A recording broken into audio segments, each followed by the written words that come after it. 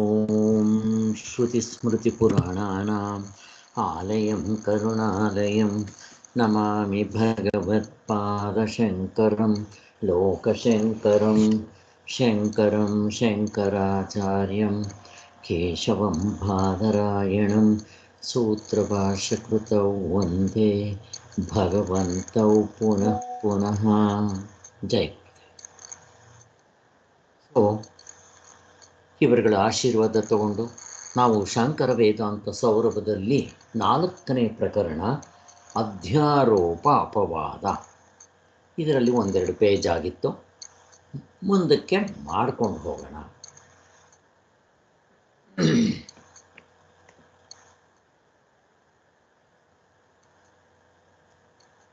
ಈಗ ಇಲ್ಲಿವರೆಗೂ ನಾವು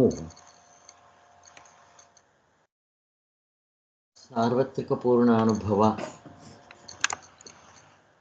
ಅವಸ್ಥೆಗಳನ್ನು ಹೇಗೆ ವಿಚಾರ ಮಾಡಬೇಕು, ಮತ್ತು ಆ 3 ಅವಸ್ಥೆಗಳಿಂದ ಬೆಣ್ಣೆ ಮೊಸರನ್ನು ಕಡಿದ್ರೆ ಬೆಣ್ಣೆ ಬರೋ ಹಾಗೆ ನಮ್ಮ ನಿಜವಾದ ಸ್ವರೂಪ ಸಾಕ್ಷಿ ಸ್ವರೂಪನ ಗುರುತಿಸೋದು ಹೇಗೆ ಅಂತ ನೋಡ್ಕೊಂಡಿದ್ದಾಯಿತು. ಇವೆರಡೂ ನಮಗೆ ಗೊತ್ತಾದ ಮೇಲೆ ನಮ್ಮ ಆತ್ಮನನ್ನು ನಮಗೆ ತಿಳಿಸ್ಕೊಡೋದಕ್ಕೆ ಒಂದು ಮೆಥಡ್ ಬೇಕು. ಅದಕ್ಕೋಸ್ಕರ ಅಧ್ಯಾರೋಪ ಅಪವಾದ, ಇದು ನಾವು ಸ್ವಲ್ಪ ಚೆನ್ನಾಗಿ ಅರ್ಥ ಮಾಡ್ಕೋಬೇಕು. ತುಂಬ ಸುಲಭ ಆಗಿದೆ, ಏನು ಕಷ್ಟ ಏನಿಲ್ಲ, ಆದರೆ ಕೇಳಬೇಕಷ್ಟೇ ಸರಿಯಾಗಿ, ಮತ್ತು ಓದಬೇಕು ಸ್ವಲ್ಪ ಅಷ್ಟೇ. ಈ ಅಧ್ಯಾರೋಪ ಅಪವಾದ ಹಾಗಂದ್ರೆ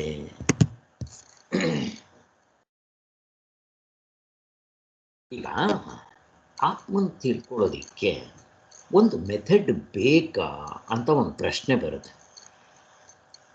ಸೊ ಇಲ್ಲಿ ನಾನು ಹೀಗೆ ಮಾಡ್ಕೊಂಡು ಹೋಗ್ತೀನಿ, ನಿಮ್ಗೆ ಅಲ್ಲೇ ಅದರ ವಿಚಾರ ಬಂದಾಗ ತಿಳಿಸ್ಕೊಡ್ತೀನಿ.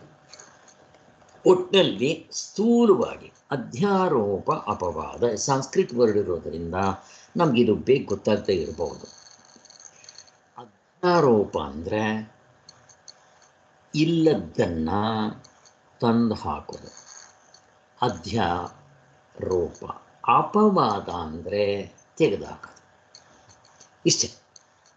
ಇದಕ್ಕೆ ಎಕ್ಸಾಂಪಲ್ ಬೇಕು ಅಂದರೆ, ನಾವು ಮನೆ ಕಟ್ಟಿದಾಗ ರೂಫ್ ಹಾಕಬೇಕಾದ್ರೆ 4 ಕಡೆ ಗೋಡೆ ಹಾಕ್ಬಿಟ್ಟಿರ್ತಾರೆ. ರೂಫ್ ಹಾಕಬೇಕಾದ್ರೆ ಕೆಳಗಡೆ ಆ ಒಂದು ಬೊಂಬುಗಳಿಂದ ಕಟ್ತಾರೆ, ಅದಕ್ಕೇನೋ ಒಂದು ಹೆಸರು ಹೇಳ್ತಾರೆ, ಅದಕ್ಕೆ ಸೆಂಟ್ರಿಂಗ್ ಮೆಟೀರಿಯಲ್ಸ್ ಅಂತಾರೆ, ಅದಕ್ಕೆ ಇನ್ನೇನೋ ಒಂದು ಇಂಗ್ಲೀಷ್ನಲ್ಲಿ ಹೇಳ್ತಾರೆ. ಇಲ್ಲಿ ಅದರ ಮೇಲೆ ಮಣ್ಣಿಂದೆಲ್ಲ ಹಾಕಿ ಅದರ ಮೇಲೆ ಸಿಮೆಂಟ್ ಕಾಂಕ್ರೀಟ್ ಹಾಕಿ 21 ದಿವಸ ನೀರು ಕುಡಿಸ್ತಾರೆ. ಅದಾದಮೇಲೆ ಗಟ್ಟಿ ಆದಮೇಲೆ ಆ ಬೊಂಬುಗಳನ್ನ ಮತ್ತು ಆರ್ಟಿಫಿಷಿಯಲ್ ರೂಫ್ ಕನ್ಸ್ಟ್ರಕ್ಟ್ ಮಾಡಿದ್ದಿರಲ್ಲ ತೆಗೆದಾಕ್ಬಿಡ್ತಾರೆ. ನೋಡ್ರಿ, ಫಸ್ಟು ಹಾಕೋದು, ಆಮೇಲೆ ಅದು ಮೇಲ್ಗಡೆ ಸ್ಪಷ್ಟವಾಗಿ ಆ ಮೇಲ್ಗಡೆ ಸಿಮೆಂಟ್ ಕೂತ ಮೇಲೆ ತೆಗೆದಾಕ್ಬಿಡೋದು. ಇಷ್ಟೇನಪ್ಪ. ಇದನ್ನು ಅಧ್ಯಾರೋಪ. ಅಪವಾದ ತೆಗೆದಾಕ್ಬಿಡೋದು. ಹೇಗೆ? ನೇತಿ ನೇತಿ. ಇಂಗ್ಲೀಷ್ನಲ್ಲಿ ಅಧ್ಯಾರೋಪಕ್ಕೆ ಸೂಪರ್ ಇಂಪೊಸಿಷನ್, ಇರೋದನ್ನು ತಂದು ಹಾಕೋದು. ಸೂಪರ್, ಅದರ ಮೇಲೆ ತಂದು ಹಾಕೋದು, ಸೂಪರ್ ಇಂಪೊಸಿಷನ್. ಆಮೇಲೆ ನೆಗೇಷನ್, ನೇತಿ ನೇತಿ ತೆಗೆದಾಕ್ಬಿಡ್ತು. ಇಷ್ಟೇ. ಸೊ ಇದನ್ನು ನಾವು ಅರ್ಥ ಮಾಡ್ಕೋಬೇಕಾದ್ರೆ ಇಷ್ಟೇ. ಅಧ್ಯಾರೋಪ ಅಪವಾದ ಇದು ಆತ್ಮನ್ ತಿಳಿಸ್ಕೊಡೋದಕ್ಕೆ ಇದೊಂದೇ ಮೆಥಡ್, ಬೇರೆ ದಾರಿನೇ ಇಲ್ಲ. ಅದು ಯಾಕೆ ತಿಳಿಸ್ಕೊಡೋಕ್ಕಾಗಲ್ಲ ಬೇರೆ ಮೆಥಡ್ನಲ್ಲಿ? ನಿಮಗೆ ಎಕ್ಸಾಂಪಲ್ ಹೇಳ್ತೀನಿ, ಈಗ ಚೆನ್ನಾಗಿ ಅರ್ಥ ಮಾಡ್ಕೋಬೇಕು. ಈಗ ಹಾವು ಅಂತ ಹೆದರ್ಕೊತಾ ಇದ್ದೀನಿ. ಆಗ ನನಗೆ ಯಾರಾದರೂ ಹಿಂಗೆ ಹೇಳ್ತಾರ, ಏನಂತ, ಇದು ಅಧ್ಯಾರೋಪದಿಂದ ಹೇಗೆ ಗೊತ್ತಾ ಹಾವನ್ನು ತಿಳಿಸ್ಕೊಡೋದು? ಅದು ಹಾವಲ್ಲ ಕಣೋ, ನೆಲದ ಬಿರ್ಕಲ್ಲ ಕಣೋ, ಹೂವಿನ ಮಾಲೆ ಅಲ್ಲ ಕಣೋ, ಕೋಲಲ್ಲ ಕಣೋ ಅಂತ ಯಾರಾದರೂ ತಿಳಿಸ್ಕೊಳ್ತಾರ ಅದನ್ನು? ಇದು ಅಧ್ಯಾರೋಪ. ಸೊ ಯಾಕೆ ಅಂದರೆ ಕೆಲವು ನಾವು ತಪ್ಪು ಮಾಡ್ಕೊಂಡಿರ್ತೀವಿ, ಎಲ್ಲ ನಾವು ಮಾಡ್ಕೊಂಡಿರೋದು. ಎಲ್ಲರೂ ಒಟ್ಟಿಗೆ ಒಂದೇ ಸರಿ ಅದು ಮಾಡ್ಕೊಳ್ಳೋಲ್ಲ. ಚೆನ್ನಾಗಿ ತಿಳ್ಕೊಳ್ರಿ. ಒಬ್ಬನಿಗೆ ಹಾವು ಅಂದ್ಕೊಂಡ್ರೆ ಇನ್ನೊಬ್ಬನಿಗೆ ಕೋಲು, ಇನ್ನೊಬ್ಬನಿಗೆ ನೀರಿನ ಕೋಡಿ. ಒಂದೇ ವಸ್ತುವನ್ನು ಬೇಕಾದಷ್ಟು ಥರ ತಪ್ಪು ಅರ್ಥ ಮಾಡ್ಕೋಬಹುದು. ಒಬ್ಬನೇ ಎಲ್ಲವೂ ಮಾಡ್ಕೊಳ್ಳೋಲ್ಲ, ಒಬ್ಬನು ಒಂದೇ ಮಾಡ್ಕೊಳ್ಳೋದು ಇರಲಿ. ಹಾಗೆ ನಾವು ಏನು ಮಾಡ್ತೀವಿ, ಯಾರಾದರೂ ಹಾವು ಅಂತ ಅನ್ಕೊತಾ ಇದ್ದರೆ ಯಾರಾದರೂ ನಾವು ಏನು ಹೇಳ್ತಾರೆ, ಆ ಕಡೆಯಿಂದ ಬಂದವನು ಹಾವಲ್ಲ ಕಣಪ್ಪ, ಅದು ಹಗ್ಗ.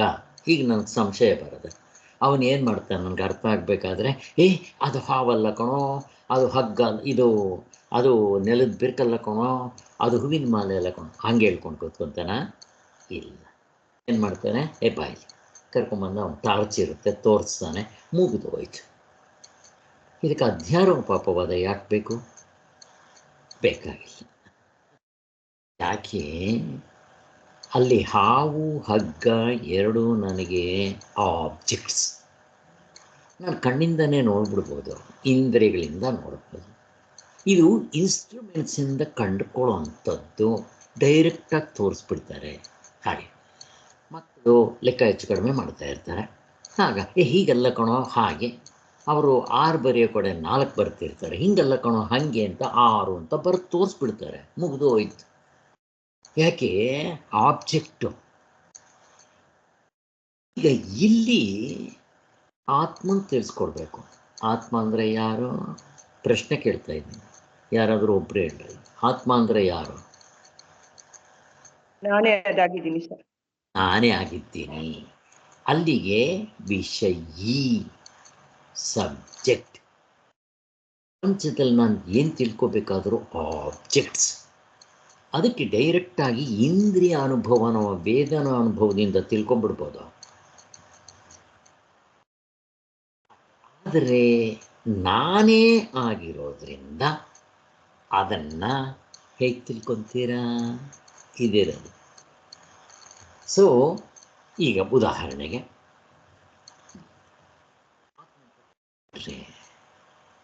ಈ ಶರೀರವನ್ನು ನಾನು ಅಂದ್ಕೊತಾ ಇದ್ದೀನಿ, ಇದನ್ನು ತಿಳ್ಕೊಳ್ಳೋದಕ್ಕೆ ಏನು ಬೇಕಪ್ಪ? ಏನಾದರೂ ಕರ್ಮೇಂದ್ರಿಯಗಳಿಂದ ಮುಟ್ಟು ನೋಡ್ಕೊತೀರಾ? ಇಂದ್ರಿಯಗಳಿಂದ ತಾಳಪ್ಪ ಇದ್ದೇನೋ ಇಲ್ವೋ ನೋಡ್ಕೊತೀರಾ? ಶಬ್ದ ಕೇಳ್ಕೊತೀರಾ? ರುಚಿ ನೋಡ್ತೀರಾ? ನೆಕ್ಕೊಂಡು ಹೇಳಿ ನೋಡ್ತೀರಾ? ಅಥವಾ ಮನಸ್ಸಿನಿಂದ ಸಂಕಲ್ಪ ವಿಕಲ್ಪಗಳು ಮಾಡಿಕೊಂಡು, ಅಥವಾ ಸುಖ ದುಃಖಗಳಂಗೋ, ಅಥವಾ ವೇದನಾ ಅನುಭವದಿಂದ ಏನಾದರೂ ನೋಡ್ಕೊಳಕ್ಕೆ ಬರುತ್ತಾ? ಇಲ್ಲ.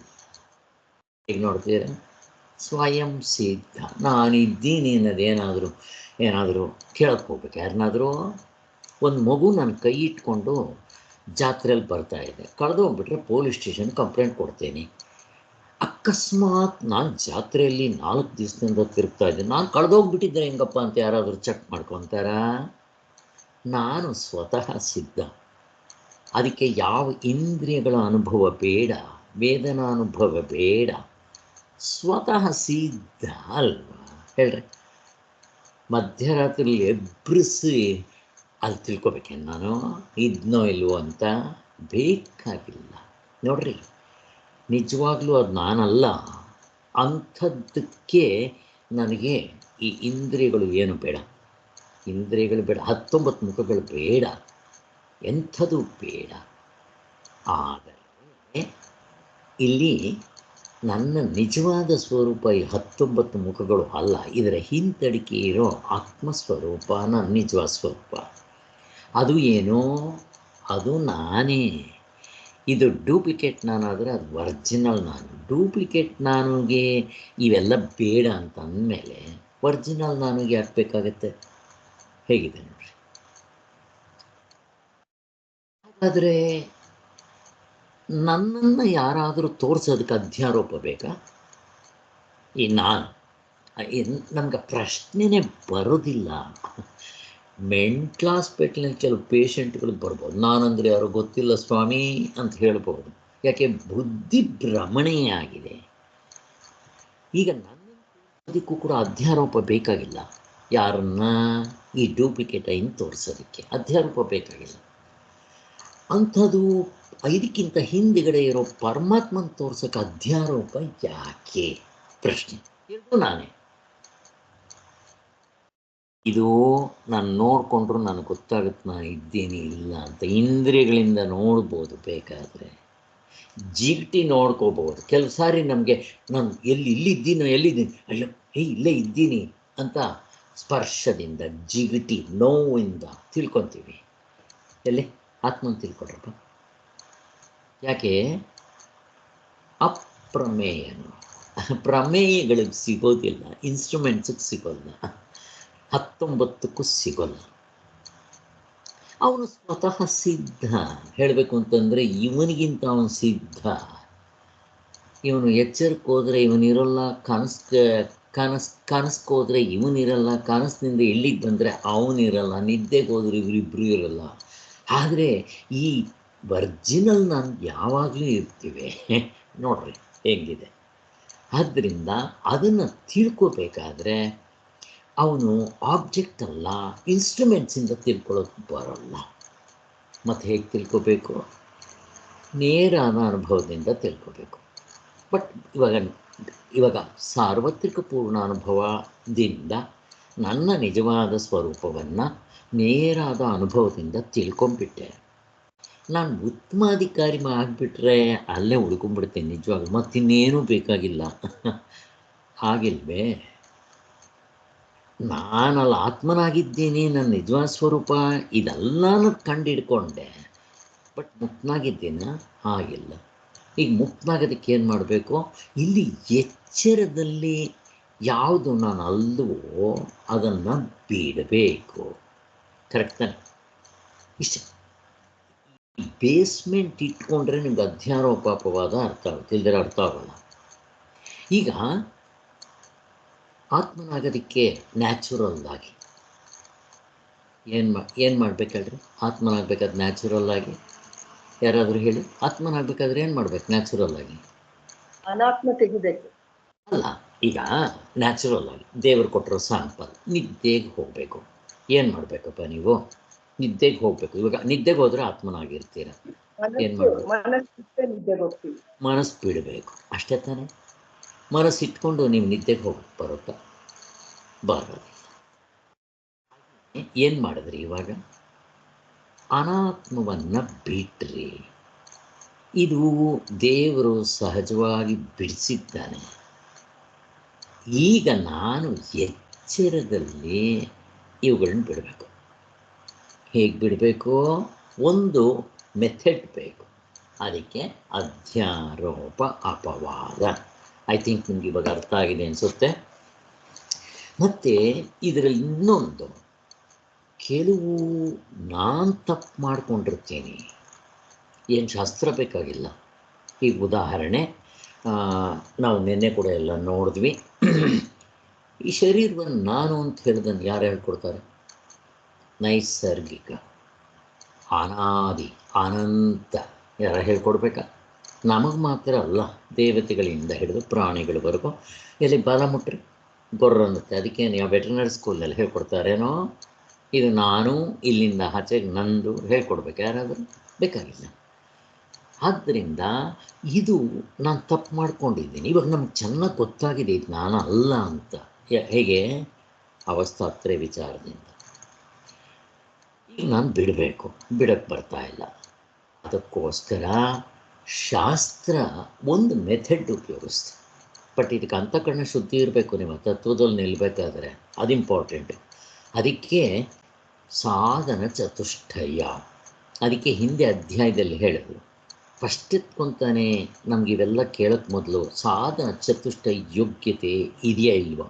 ಇಲ್ಲದೆ ಇದ್ದರೆ ನಾವು ಅದನ್ನು ಪ್ರಯತ್ನ ಮಾಡಿ ದಿನಾ ಸಂಪಾದನೆ ಮಾಡ್ತಾ ಇರಬೇಕು. ಅಂದರೆ ನಾವು ವ್ಯವಹಾರ ಮಾಡುವಾಗಲೇ ನನ್ನಲ್ಲಿ ಎಷ್ಟೆಷ್ಟು ಇದು ಬಂದಿದೆ, ಇವಾಗ ನಾನು ಎಡುತ್ತಾ ಇದ್ದೀನಿ, ಇದಿದ್ದರೆ ನನಗೆ ಮೋಕ್ಷ ಆಗೋದಿಲ್ಲ ಅಂತ ಒಂದು ಬಿಟ್ಟು, ಕೆಟ್ಟದ್ದನ್ನು ಬಿಟ್ಟು ಈ ಸಾಧನ ಚತುಷ್ಟಯನ ನಾವು ಡೆವಲಪ್ ಮಾಡ್ಕೊಳ್ಳೋದಕ್ಕೆ ಪ್ರಯತ್ನ ಮಾಡ್ತಾ ಇರಬೇಕು. ಇವೆಲ್ಲ ಗೊತ್ತಿದೆ. ಪರಂಪರಾ ಸಾಧನೆ, ಸಹಕಾರಿ ಸಾಧನೆ ಮತ್ತು ನೇರಾದ ಸಾಧನೆ, 3 ಸಾಧನೆಗಳನ್ನು ಮಾಡ್ತಾ ಇರಬೇಕು. ಇದು ಬಿಡಂಗಿಲ್ಲ. ಇದು ಯಾವಾಗ ಮಾಡಬೇಕು? ವ್ಯವಹಾರದಲ್ಲೇ ಮಾಡಬೇಕು. ಹಾಗೆ ಇರಲಿ. ಸೊ ಈಗ ಇವಕ್ಕೆ ಕೆಲವು ಪ್ರಕ್ರಿಯೆಗಳು ಹೇಳ್ತಾರೆ. ಬೇಕಾದಷ್ಟು ಪ್ರಕ್ರಿಯೆಗಳಿದೆ. ಅವಸ್ಥಾತ್ರ ಪ್ರಕ್ರಿಯೆ, ಪಂಚಕೋಶ ಪ್ರಕ್ರಿಯೆ, ದೃಗ್ದೃಶ್ಯ ವಿವೇಕ, ಸಾಮಾನ್ಯ ವಿಶೇಷ, ಕಾರ್ಯಕಾರಣ ಮತ್ತು ಕಾರ್ಯಕರಣ, ಕಾರ್ಯಕಾರಣ, ಕಾರ್ಯಕರಣ ಮತ್ತು ಸ್ಥೂಲ ಸೂಕ್ಷ್ಮ ಪ್ರಕ್ರಿಯೆ ಬೇಕಾದಷ್ಟಿದೆ. ಅನ್ವಯ ವ್ಯತಿರೇಕ ಪ್ರಕ್ರಿಯೆ, ಹೀಗೆ ಬೇಕಾದಷ್ಟು ಪ್ರಕ್ರಿಯೆಗಳಿದೆ. ವಿದ್ಯಾ ಅವಿದ್ಯೆ ಇಂದ ಆತ್ಮಬೋಧ. ಮುಂದೆ ಸ್ವಾಮಿಗಳೇ ಈ 5 ಆದಮೇಲೆ 6ನೇದು ಅದೇ ಪಾಠ ತೋರಿಸ್ತಾರೆ. ಹೀಗೆ ಬೇಕಾದಷ್ಟಿದೆ. ಸೊ ಈ ಎಲ್ಲತ್ರಲ್ಲೂ ಕೂಡ ಈ ಅಧ್ಯಾರೋಪ ಅಪವಾದ ಇದ್ದೇ ಇದೆ. ಹೇಗೆ ಬಟ್ಟೆಯಲ್ಲಿ ನೂಲು ಅಥವಾ ದಾರ ಹಾಸು ಹೊಕ್ಕಾಗಿದೆಯೋ ಹಾಗೆ ಇರಲೇಬೇಕು. ಇಷ್ಟು ನಾವು ಬ್ಯಾಕ್ಗ್ರೌಂಡ್ ಮೇಲೆ ಮುಂದಕ್ಕೆ ಹೋಗೋಣ. ಇಷ್ಟು ನೀವು ತಿಳ್ಕೊಂಡಿದ್ದರೆ ನಿಮ್ಗೆ ಸ್ಪಷ್ಟವಾಗಿ ಅರ್ಥ ಆಗುತ್ತೆ.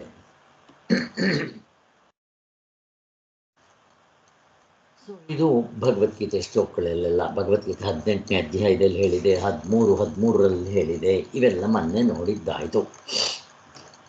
ಆದ್ದರಿಂದ ತಥಾ ಹಿ ಸಂಪ್ರದಾಯವಿದಾಂ ವಚಂ ಅಧ್ಯಾರೋಪವಾದಭ್ಯಂ ನಿಷ್ಪ್ರಪಂಚಂ ಪ್ರಪಂಚತೆ ಇತಿ 13ನೇ ಅಧ್ಯಾಯ.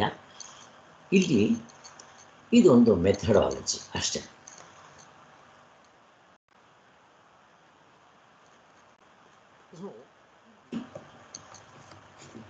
ಇಷ್ಟೆಲ್ಲ ನಾವು ಮಾಡಿದ್ದಾಯಿತು.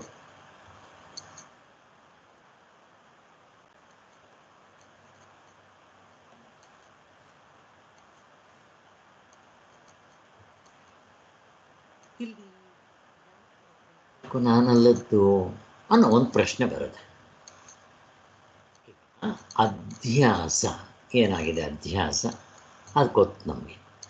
ಆತ್ಮ ಅನಾತ್ಮಗಳ ಕಲಬೆರಕೆ ಆಗಿದೆ. ಬ್ರಹ್ಮ ಸತ್ಯ, ಜಗತ್ತು ಮಿಥ್ಯ. ಇರೋದು ಬ್ರಹ್ಮ ಒಂದೇ, ಮಿಕ್ಕಿರೋದು ಅವಸ್ಥೆ ಒಳಗಡೆ ಇರೋ ಅರ್ಧ ಡಜನ್ ಮುಗಿದೋಯ್ತು, ಹೋಲ್ಸೇಲ್. ಈಗ ಇದನ್ನು ನಾವು ಬಿಟ್ಟರೆ ಆತ್ಮನಾಗಿರ್ತೀವಿ ಅಷ್ಟೇನಪ್ಪ, ಇನ್ನೇನೂ ಇಲ್ಲ. ಇದನ್ನು ಬಿಡಿಸೋದಕ್ಕೋಸ್ಕರನೇ ಬೇಕಾದಷ್ಟು ಪ್ರಕ್ರಿಯೆ. ಇವಾಗ ನೋಡ್ರಿ, ಅವಸ್ಥಾತ್ರಯದಿಂದ ನಾವು ಬಿಟ್ಟು ನೋಡ್ಕೊಳ್ಳೋದಕ್ಕೆ ಬಂತು.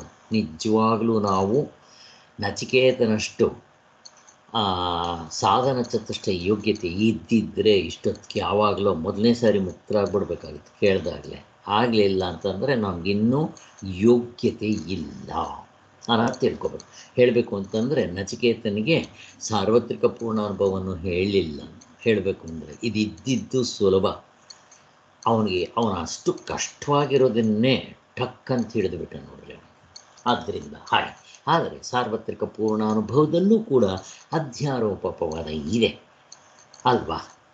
ಎಲ್ಲಿದೆ ನೋಡ್ರಿ, ಪ್ರಕ್ರಿಯೆ ಪಕ್ಕಕ್ಕೆ ಸಾರ್ವತ್ರಿಕ ಪೂರ್ಣಾನುಭವದಲ್ಲಿ ಏನಿದೆ ಅಧ್ಯಾರೋಪ ಅಪವಾದ ಅಂತ ನಾವೇ ನೋಡ. ಅದು ಅಧ್ಯಾರೋಪ ಅಪವಾದ ಅನ್ನೋದು ಪಕ್ಕಕ್ಕೆ ಎತ್ತಿಟ್ಬಿಟ್ರೆ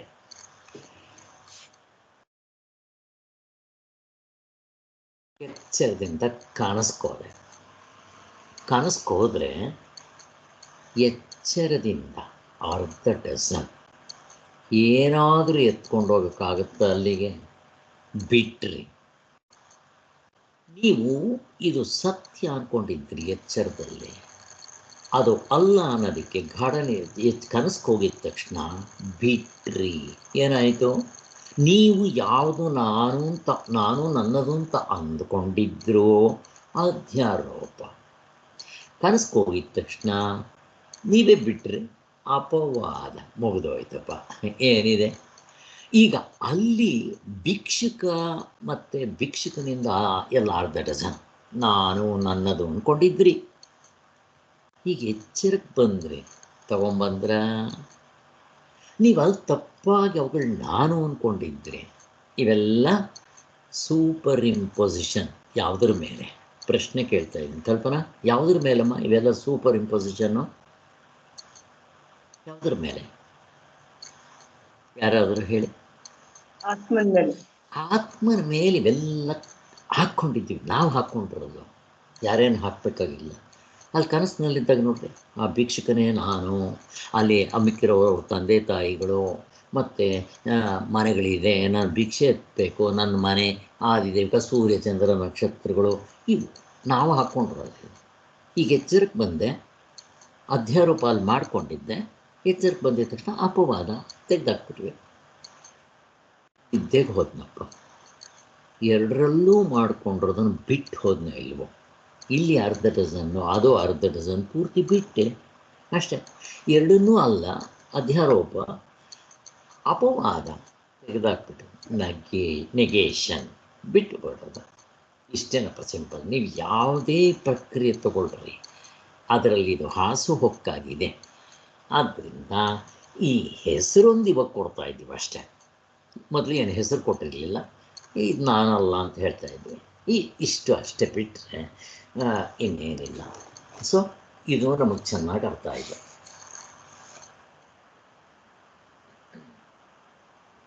ಅದೇ ಥರ ಪಂಚಕೋಶ ಪ್ರಕ್ರಿಯೆ ತಗೊಳ್ರಿ. ನಾವು ಮೊದಲೇ ಎತ್ಕೊತಾನೆ ಏನು ಅಂದ್ಕೊಂಡಿರ್ತೀವಿ, ಶರೀರ ಅಲ್ಲ. ಆಮೇಲೆ ಶರೀರ ಇರಬೇಕಾದ್ರೆ ಪ್ರಾಣಗಳಿರಬೇಕಾದ್ರೆ ಮನಸ್ಸಿರಬೇಕಾದ್ರೆ ಬುದ್ಧಿ ಇರಬೇಕಾದ್ರೆ ಆನಂದ ಇರಬೇಕು. ಇಷ್ಟನ್ನು ನಾನು ಅಂದ್ಕೊಂಡಿರ್ತೀನಿ. ವ್ಯಷ್ಟಿ ಸಮಷ್ಟಿ ಎರಡು ತಗೊಂಡು ಅಂದ್ಕೊತಾ ಇರ್ತೀವಿ. ಸೊ ಗಾಢ ನಿದ್ರೆಗೆ ಹೋದಾಗ ಅಥವಾ ಅಲ್ಲಿ ಗೊತ್ತಾಗಲ್ಲ, ಇವು ಬಿಟ್ಟರೆ ಆತ್ಮನಾಗಿರ್ತೀರ ಅಷ್ಟೇ.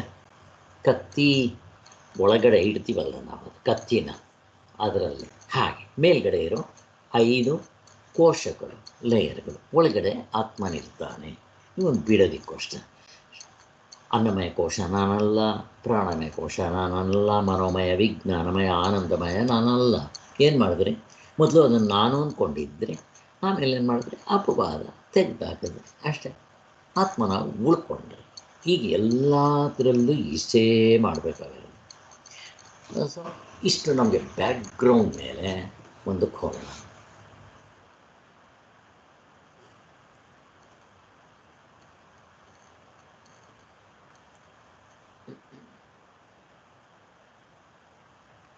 ಇಲ್ಲಿ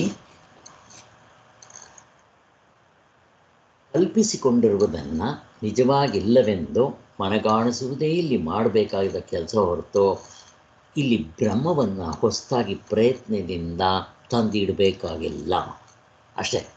ಏಕೆಂದರೆ ಅದು ಅತ್ಯಂತ ಪ್ರಸಿದ್ಧವಾಗಿದೆ, ಪ್ರತಿಯೊಬ್ಬರ ನಿಜವಾದ ಆತ್ಮನಾಗಿದ್ದಾನೆ ಅಂತ.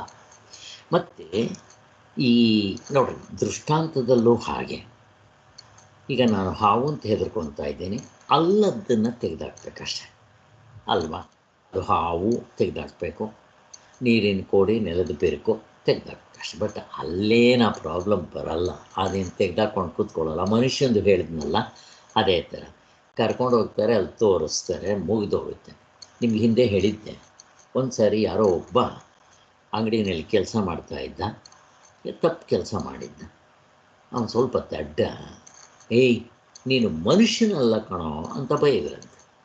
ಅವನು ಹೋಗ್ಬಿಟ್ಟಿದ್ದೆ, ನಾನು ಮನುಷ್ಯನಲ್ಲದೆ ಇದ್ದರೆ ಯಾರು ಅಂತ ಯೋಚನೆ ಮಾಡ್ಕೊಂಡು ಕೂತಿದ್ದಂತೆ. ಯಾರೋ ಹೋಗ್ತಾ ಇದ್ದವನು ಯಾಕೆ ಇವನು ಕೂತಿದ್ದಾನೆ ಅಂತ ಕೇಳಿದಾಗ ನಾನು ಮನುಷ್ಯನಲ್ಲ ಅಂತಂದರು. ಮತ್ತು ನಾನು ಏನು ಅಂದಂತೆ. ಈಗ ಅವನಿಗೆ ಹೆಂಗೆ ತಿಳಿಸ್ಕೊಡ್ಬೇಕು? ಅದಕ್ಕೆ ಅವನು ಇವನೆಲ್ಲೋ ದಡ್ಡ ಇರಬೇಕು ಅಂದ್ಕೊಂಡು ಅವನಿಗೆ, ಹೌದಪ್ಪ ನೀನು ನಾಯಿ ಅಲ್ಲ ಕಣೋ, ಆಮೇಲೆ ಬರ್ಡ್ಸ್ ಅಲ್ಲ ಕಣೋ, ನೀನು ಹಸು ಅಲ್ಲ ಕಣೋ ಅಂತ ಹಿಂಗೆ ಹೇಳ್ಕೊಂಬಂದು ತೋರಿಸ್ಬೇಕೇನೋ, ಹಂಗೆ ತೋರಿಸ್ತಾನೆ ಅಂತ ಇದೆ ಅಧ್ಯಾರೋಪ. ಹಾಗೆ ಎಕ್ಸಾಂಪಲ್ ನಿಮ್ಗೆ ಅರ್ಥ ಆಗೋದಕ್ಕೋಸ್ಕರ ಹೇಳಿ.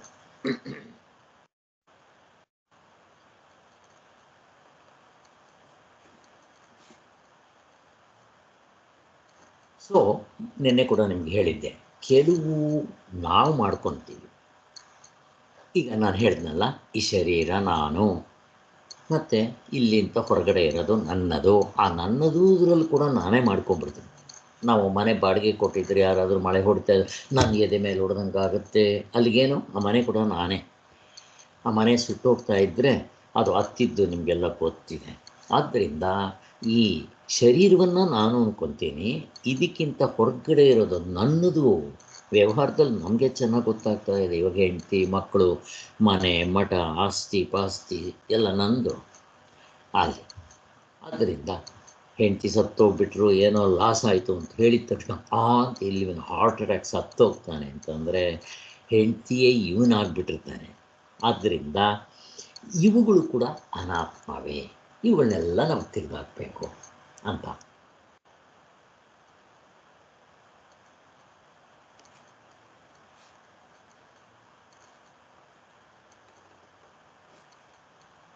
ಸೊ ಇನ್ನೊಂದು, ಕೆಲವು ನಾವು ಮಾಡ್ಕೊಂಡಿರ್ತೀವಿ, ಕೆಲವು ಶಾಸ್ತ್ರ ಮಾಡುತ್ತೆ ಅಂತ ಹೇಳಿದೆ.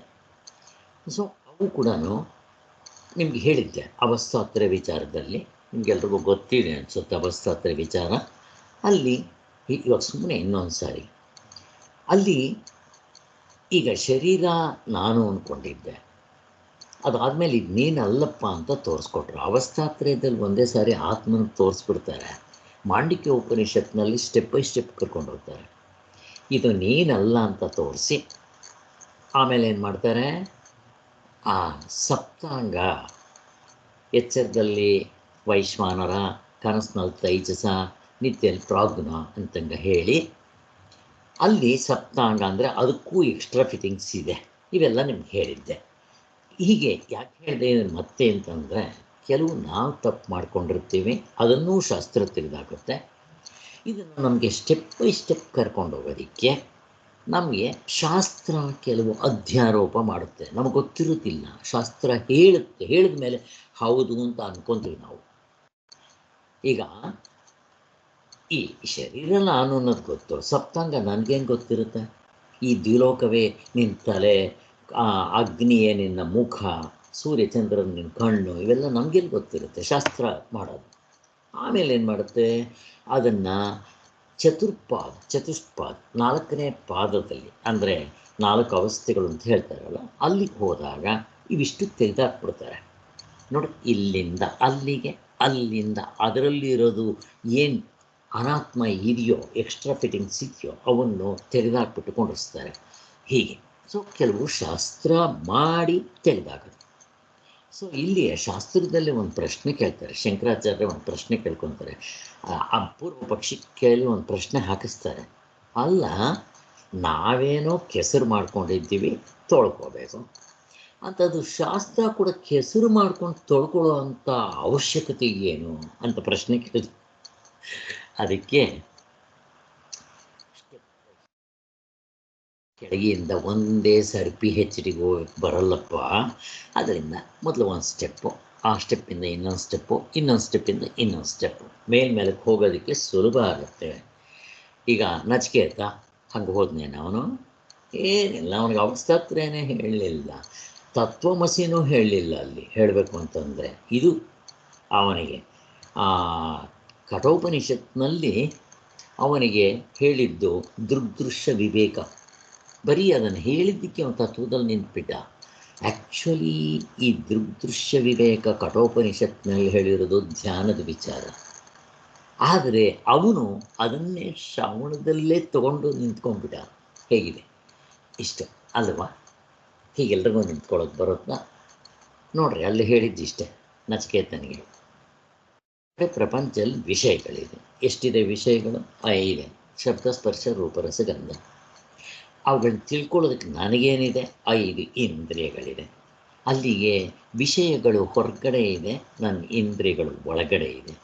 ಅವು ಸ್ಥೂಲವಾಗಿದೆ, ಇದು ಸೂಕ್ಷ್ಮವಾಗಿದೆ. ಅದು ಅನಿತ್ಯವಾಗಿದೆ, ಇದು ನಿತ್ಯವಾಗಿದೆ. ಅದಕ್ಕೆ ಹೋಲಿಸಿದರೆ ನಿತ್ಯವಾಗಿದೆ. ಅದು ಇಲ್ಲದೇ ಇದ್ದರೂ ನನ್ನ ಕಣ್ಣು ಇಂದ್ರಿಯಗಳು ಇರುತ್ತೆ, ಅದು ಇರಲಿ ಇಲ್ಲದೆ ಇರಲಿ ಅಲ್ವಾ? ಅದರಿಂದ ಆ ಅರ್ಥದಲ್ಲಿ ಪೂರ್ತಿ ಅಷ್ಟಲ್ಲ. ಮತ್ತು ಇದು ಹಿಂತಡಿಕೆಯಾಗಿದೆ, ಸೂಕ್ಷ್ಮವಾಗಿದೆ. ಆದ್ದರಿಂದ ನಾನು ಇಂದ್ರಿಯಗಳಲ್ಲಿ ನಿಂತರೆ ಆವಾಗ ವಿಷಯಗಳು ಲಯ ಮಾಡ್ಕೋಬೇಕು. ಅಲ್ಲಿಗೆ ವಿಷಯಗಳು ಇರಬಾರ್ದು. ನಾನು ಇಂದ್ರಿಯಗಳಲ್ಲಿ ನಿಂತ್ಕೊಂಡ್ರೆ ವಿಷಯಗಳಲ್ಲಿ ಇಲ್ಲ ಅಂತ ಲಯ ಮಾಡ್ಕೋಬೇಕಿದು. ಆಗ ಈಗ ಇದನ್ನು ಆತ್ಮ ಅಂತ ಕರೀತಾರೆ. ಯಾವುದನ್ನು? ಇಂದ್ರಿಯಗಳನ್ನು.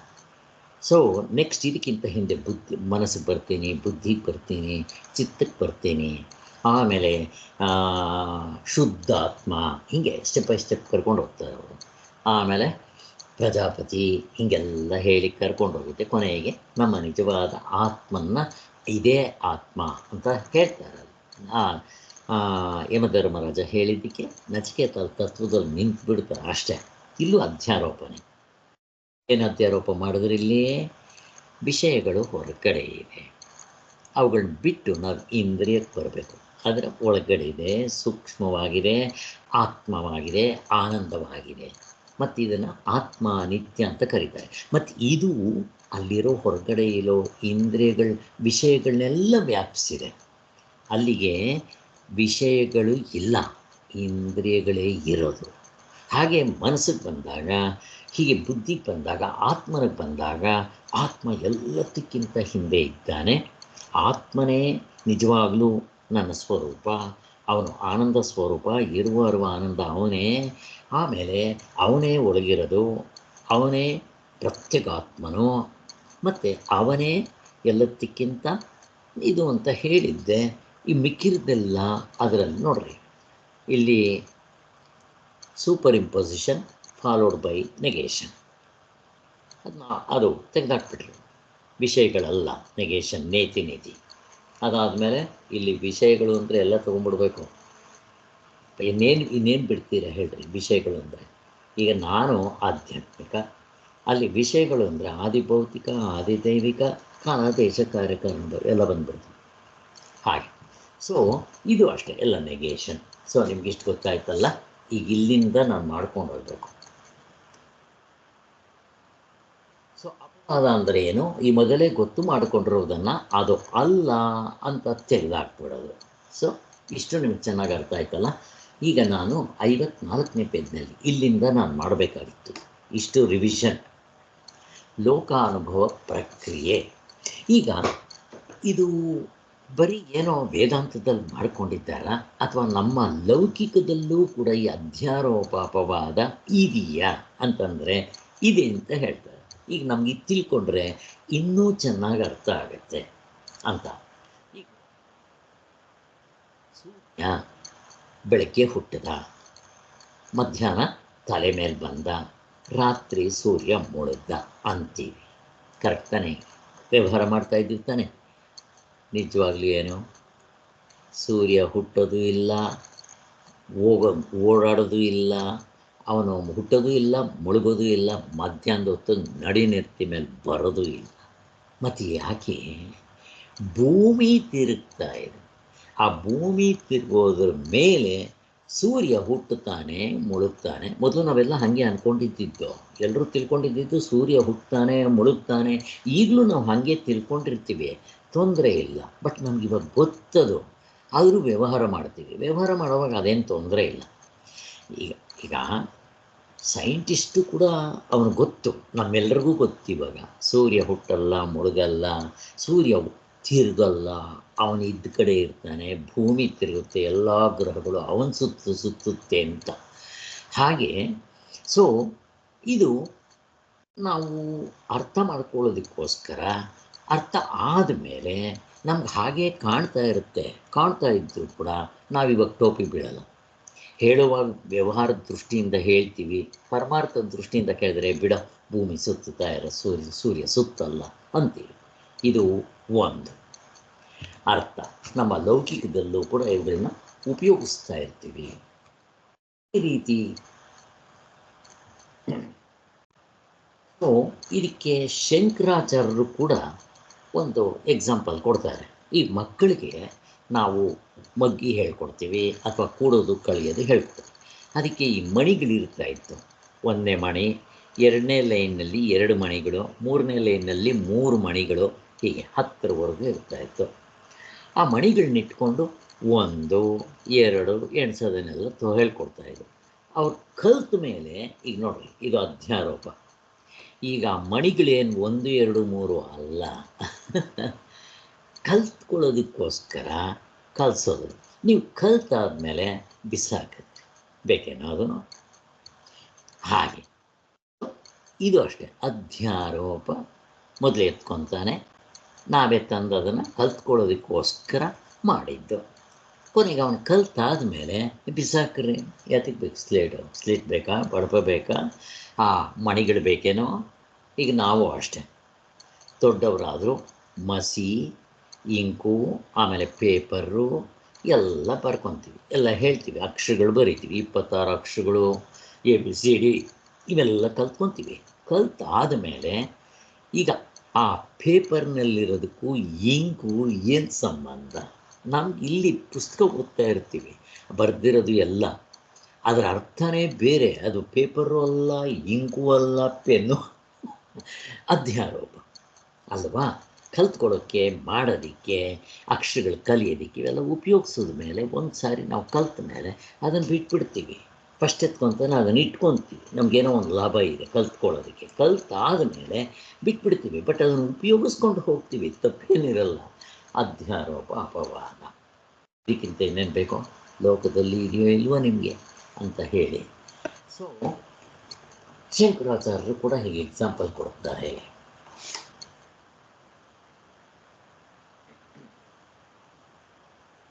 ಅಲ್ಲಿಗೆ ಇಲ್ಲಿ ನಾವು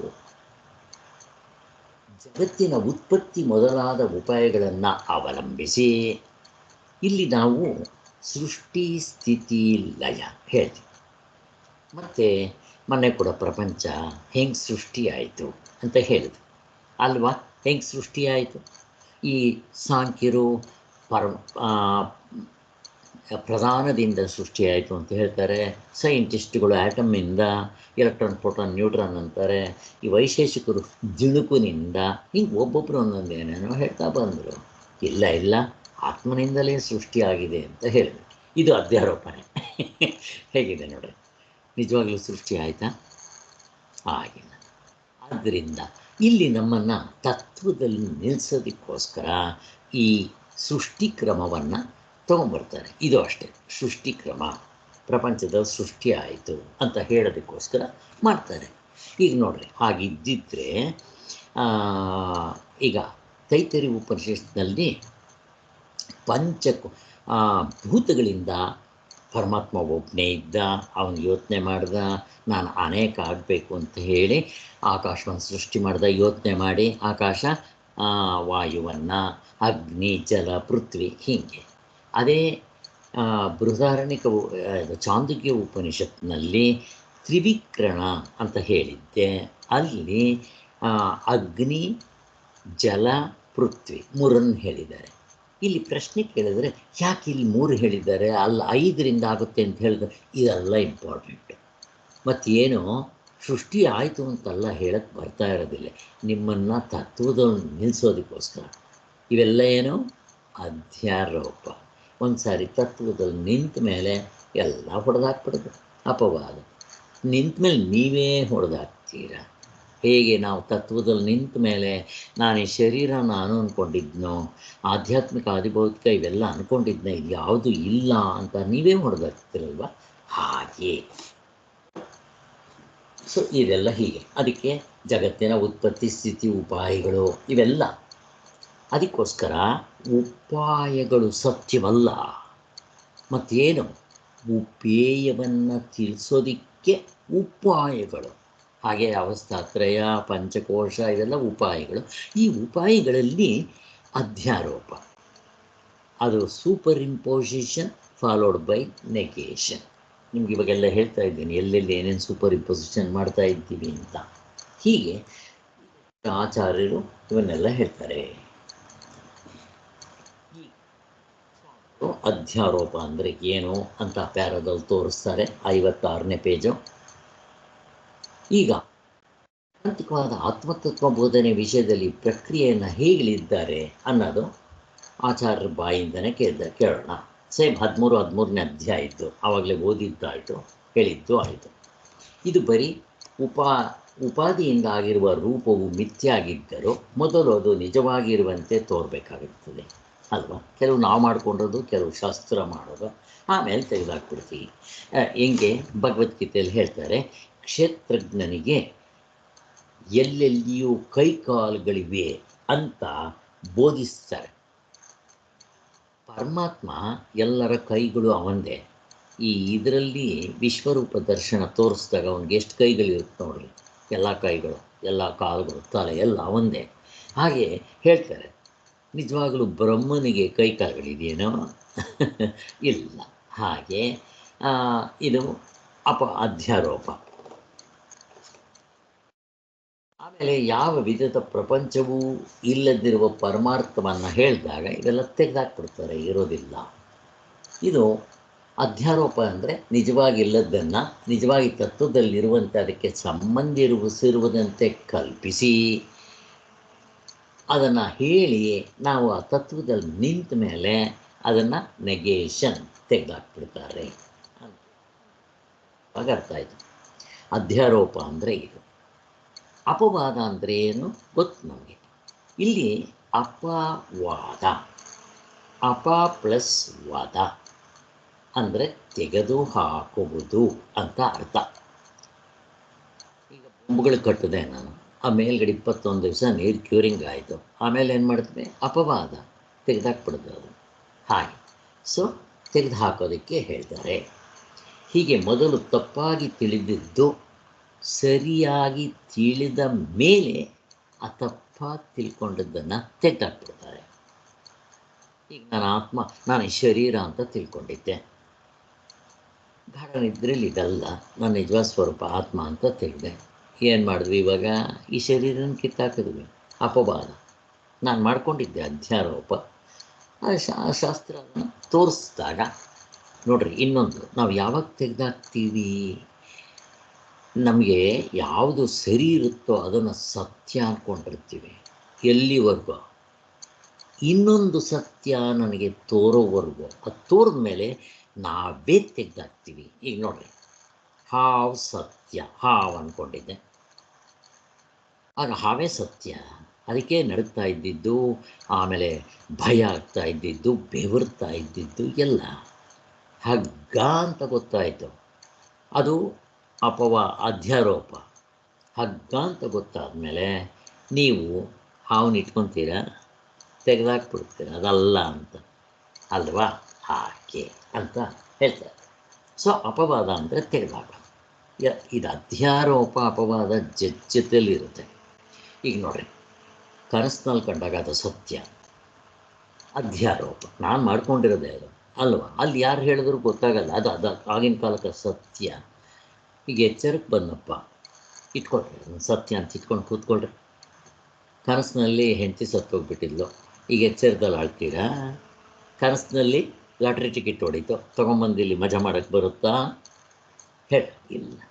ಆದ್ದರಿಂದ ಹಾಗೆ ಇಲ್ಲಿಗೆ ಬಂದಿದ್ದ ತಕ್ಷಣ ಅದು ಸುಳ್ಳು ಅಂತ ನಾನೇ ಹೊಡೆದಾಕ್ತೀನಿ, ಅಪವಾದ. ಅಲ್ಲಿಗೆ ನಮಗೆ ಗೊತ್ತಿರೋ ಹಾಗೆ ಇಲ್ಲೊಂದು ಎಕ್ಸಾಂಪಲ್ ಕೊಡ್ತಾರೆ. ಎಲ್ಲರಿಗೂ ನಾನು ಎಂದು, ಶರೀರ ಎಂದರೆ ಮನೋಬುದ್ಧಿಗಳು, ಅಹಂಕಾರಗಳು, ಈ ದುಃಖಗಳು, ಕರ್ತೃತ್ವ ಭೋಕ್ತೃತ್ವಗಳು, 19 ಮುಖಗಳು ನಾನು ಅಂತ ಅನ್ಕೊಂಡಿರ್ತೀವಿ. ಇದು ತಪ್ಪು ತಿಳುವಳಿಕೆ, ಸಹಜವಾಗಿರೋದು, ಸಹಜ ನೈಸರ್ಗಿಕ ವ್ಯವಹಾರ ಹಿಂಗೆಲ್ಲ ಹೇಳ್ಬಿಡ್ತಾರೆ. ನಮಗೆ ಸದ್ಗುರುಗಳು, ಶಾಸ್ತ್ರ ಇದನ್ನೇನಲ್ಲಪ್ಪ, ಎಲ್ಲಕ್ಕೂ ಸಾಕ್ಷಿ ಸ್ವರೂಪ ಒಳಗಿರೋ ನೀನು ಅಂತ ಹೇಳಿದಾಗ ನಾವು ಅದನ್ನು ತೋರಿಸಿದಾಗ ಗಾಢ ನಿದ್ರೆಯಲ್ಲಿ ಹೌದಲ್ವಾ ಅಂತ ಹೇಳಿ ನಾವು ಇದನ್ನು ತೆಗೆದಾಕ್ಬಿಡ್ತೀವಿ. ಹಾಗೆ